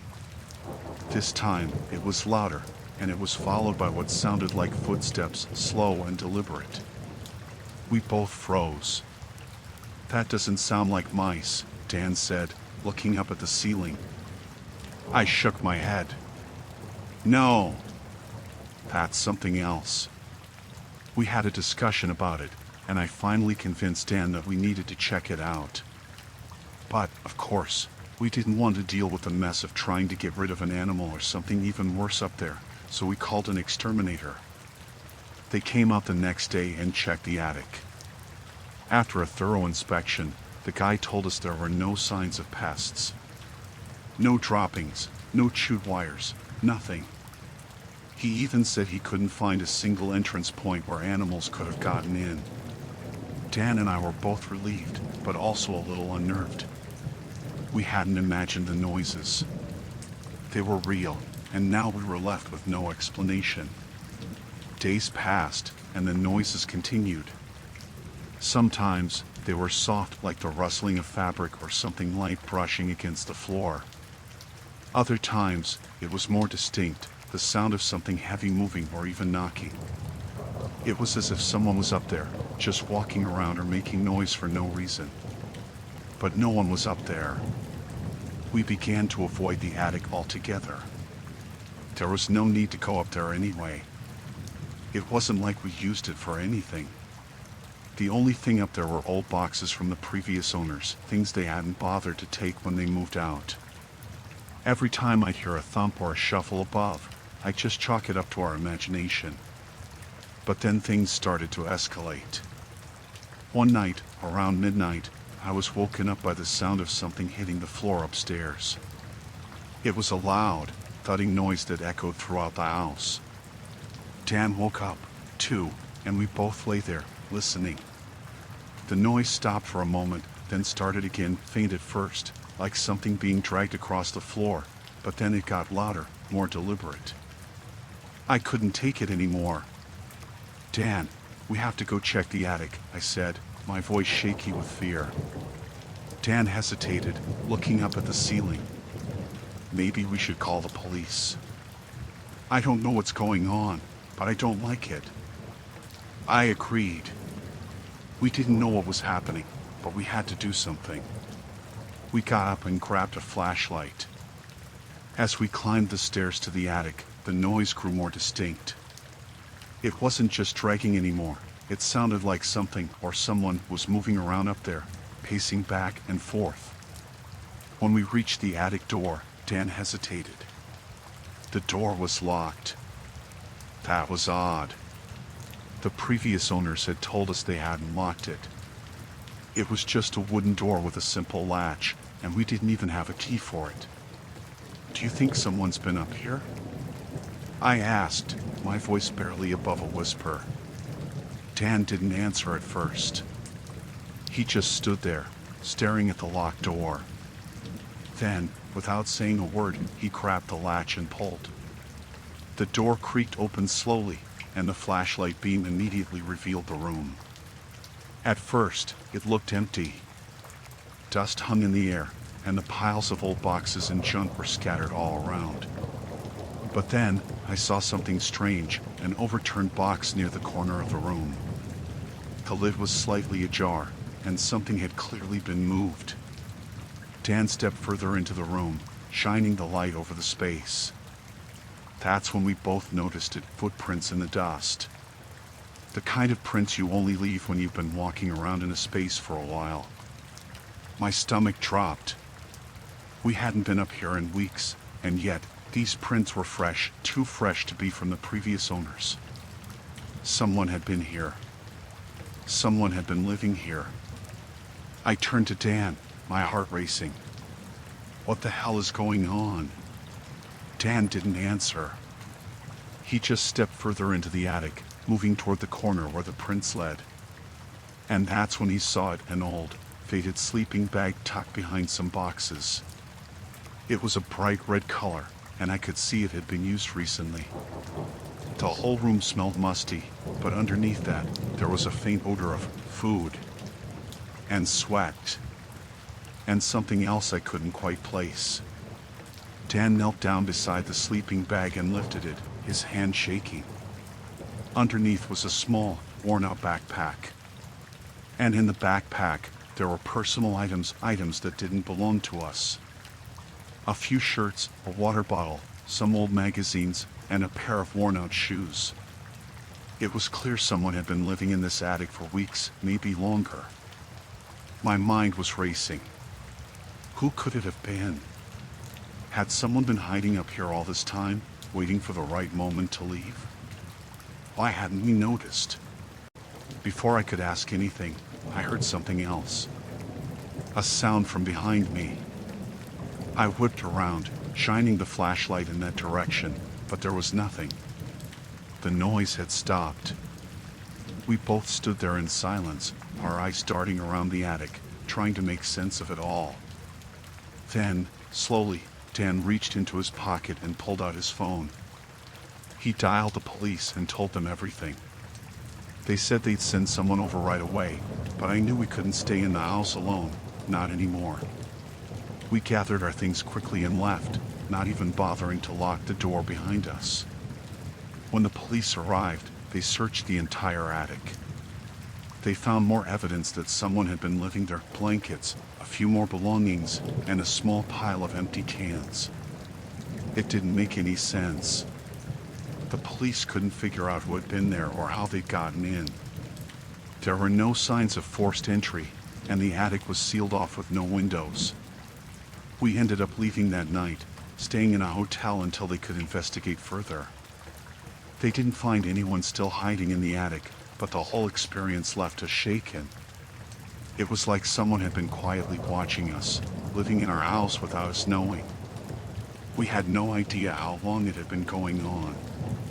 And even now, when I hear the creaks of the floorboards late at night or the odd noises coming from upstairs, I still can't shake the feeling that someone's up there, watching.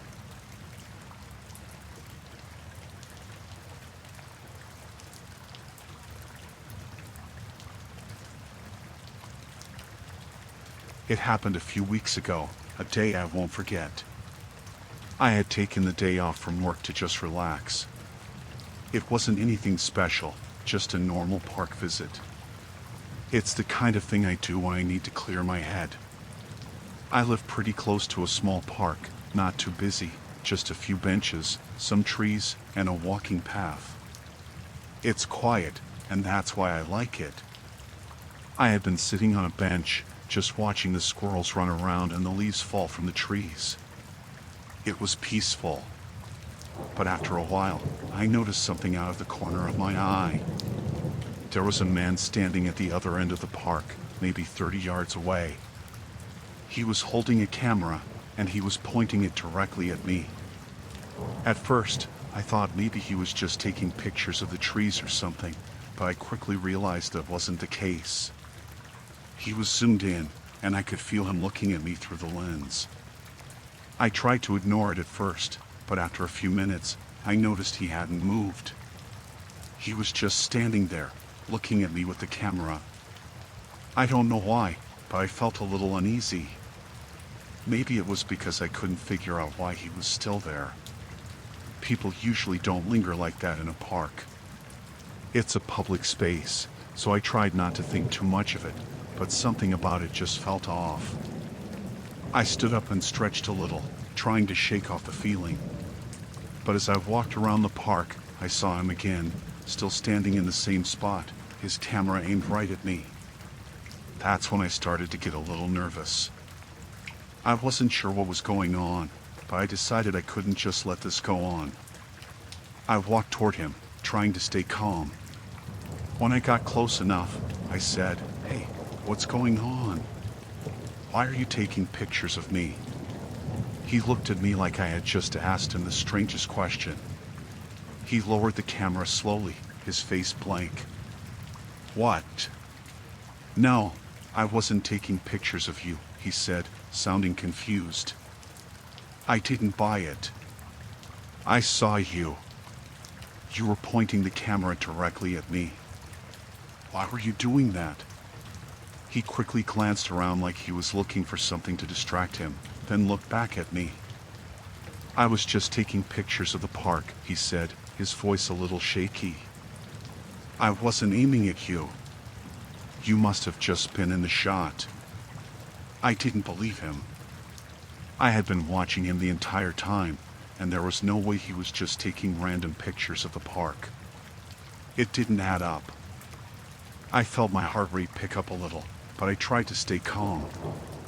"I don't think so," I said. "You were definitely taking pictures of me. What's your deal?" He didn't say anything for a few seconds. He just stood there, looking at me, then at the ground. I thought he might just walk away or apologize, but instead, he just started to move slowly toward the other side of the park. His eyes never left me. I was pissed off, but also uneasy. Something about the way he was acting made me feel like he was trying to get away without saying anything. I wasn't going to let him get away that easily. I followed him, but kept my distance. He didn't seem to care that I was right behind him. He kept walking like it was totally normal, not acknowledging me at all. At this point, I wasn't sure what to do. I didn't want to make a scene, but I also didn't want to just let him keep following me. I kept my distance, watching him as he walked in the same direction, circling around the park like he was waiting for something. He stopped near the edge of the park by the bushes, pretending to take a few pictures of the trees. But he wasn't looking at the trees. He was watching me. I could see him glancing over the top of his camera. I felt a knot in my stomach. I didn't know what his intentions were, but something about this was wrong. I turned around and started walking quickly toward the exit, hoping to get away from him. I glanced over my shoulder a few times, and sure enough, he was still walking behind me. Not close, but not far either. Always just enough to make me uncomfortable. I picked up the pace, almost breaking into a run, but I didn't want to cause a scene. When I reached the gate, I looked over my shoulder again. He was still standing by the bushes, his camera still raised to his face. It was the same weird feeling I had earlier. It was like he was waiting for something. I had no idea what he was going to do, but I knew I needed to get out of there fast. I rushed home and locked all the doors behind me. I felt my heart still pounding in my chest. It was just one of those moments when your gut tells you something isn't right, and you can't explain why. I didn't know if I was just overreacting, but I couldn't shake the feeling that he wasn't just some random guy taking pictures. I didn't want to think about what might have happened if I hadn't confronted him. I haven't seen him since. I haven't gone back to that park either. I don't know if it was just a coincidence or if he was actually following me, but I've been too scared to find out. Something about it felt too intentional. I don't know why he was there or what he wanted, but I'm just glad I'm not finding out the hard way.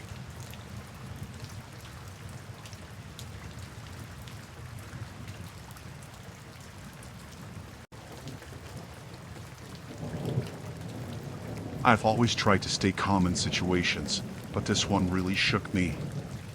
It started off small, something I could easily brush off at first. A couple of weeks ago, I noticed a van parked across the street from my house every evening. I didn't think much of it at the time. It was one of those unmarked vans, white, nothing special about it. Just there, like a fixture in the neighborhood. It wasn't unusual for people to park around here. My street isn't exactly busy, but there's always someone coming and going, people visiting, deliveries, that sort of thing. But it kept happening, night after night. The van would be parked at different angles, but always in the same spot, always after the sun went down. The first time I saw it, I thought maybe someone had just parked there while they went to visit a friend. Then the second time, I figured it was just a coincidence. But as the days went on, it started bugging me more. I never saw anyone getting out of the van. There wasn't even anyone sitting inside when I looked out the window. It was just parked there. Silent. Watching. I didn't really know what to make of it. I told myself it wasn't a big deal. Maybe the owner was working late and parked there for convenience. Or maybe it belonged to someone nearby who was just visiting family or whatever. I wasn't ready to jump to conclusions, but something about it felt off. Then one night, it happened. I had just gotten home from work. It was around 7:30, and I'd gone for a walk almost every evening after dinner. It was something I did to clear my head. I'd usually walk for about an hour or so, just to get out of the house. So that night, I grabbed my jacket, put my earbuds in, and headed out. As I walked down the street, I noticed the van again, sitting in its usual spot. It was parked across the street from me, but I could still see it clearly. I wasn't even thinking about it at the time, just lost in my thoughts and music, zoning out as I walked. But then, about 5 minutes into my walk, I noticed something that made my heart race. The fan started up. I could hear the engine humming from across the street. It wasn't loud, just a low rumble, but I heard it.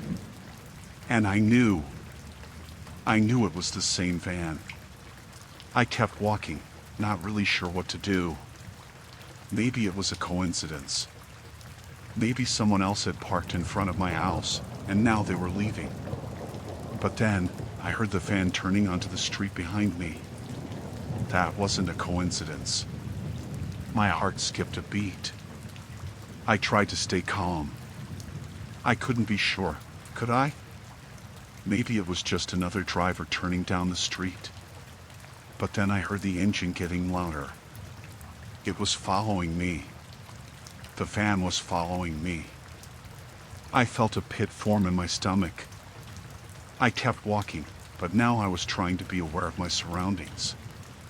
I glanced over my shoulder a few times, but all I could see was the tail of the van, slowly following behind me, keeping a steady distance. Not too close, but not too far either. I could feel the tension building. I wasn't sure if I was overreacting, if I was just being paranoid. But there was something about it that didn't sit right with me. It wasn't just a random car. This felt deliberate. The van was following me, and I couldn't shake the feeling that I was being watched. I made a turn onto a side street, hoping to throw it off. I figured if I changed direction, maybe it would stop. But no! The van turned too. It was keeping pace with me, like it knew exactly where I was going. I could feel the panic rising in me, but I tried to stay calm. I didn't want to make it obvious that I was afraid. I didn't want to give them any reason to think I was an easy target. I kept walking faster, my mind racing. I turned down another block, hoping to lose it in the maze of streets. But no matter where I went, the van followed. It was always there, just far enough behind that I couldn't catch a good look at the driver, but close enough that I could hear the engine running. At this point, I was terrified. I didn't want to look back. I didn't want to see who was driving. I didn't want to make it more real than it already was. I tried to act normal, like it wasn't happening, like I wasn't being followed. But my mind was screaming at me to do something, anything. I turned another corner, this time onto a small alley. I figured if I could lose it here, I could make my way back to the main road without being followed anymore. But as soon as I stepped into the alley, I heard the van's tires squealing as it turned the corner behind me. It was getting closer now, too close. I didn't know what to do. I felt cornered. I was alone, and it was dark, and no one else was around. The alley was empty except for me and the van. I thought about running, but my legs felt like they were made of lead. I didn't know if I could outrun the van or if it would just follow me even faster. I didn't know what the person inside wanted, and that was the worst part. I had no idea if they were just messing with me or if they had something more sinister in mind. Then, just as I was about to lose it, I saw headlights coming down the alley in the distance. My heart leapt. I didn't know who it was, but I figured anyone else would have been enough to scare off whoever was following me. I turned and waved my arms, desperate for help. The van slammed on its brakes, and I could hear it screeching to a halt. The headlights of the other car got closer, and I felt a rush of relief. The van, which had been following me relentlessly, suddenly pulled into a driveway to my left and stopped. The engine died. I don't know if the other car had anything to do with it, or if the person in the van just got spooked, but they didn't follow me anymore.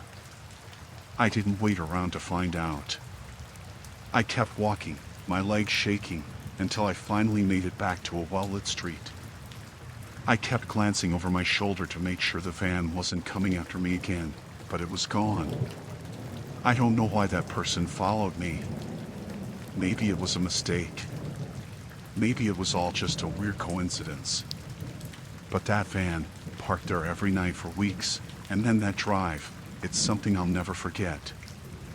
I haven't seen the van in a while. I haven't seen anyone parked across the street either. Maybe it was nothing. Maybe it was just a freak thing. But I don't walk in the evening anymore, and I haven't seen that van since. I can't say for sure if I was in danger that night, but I don't plan on finding out again.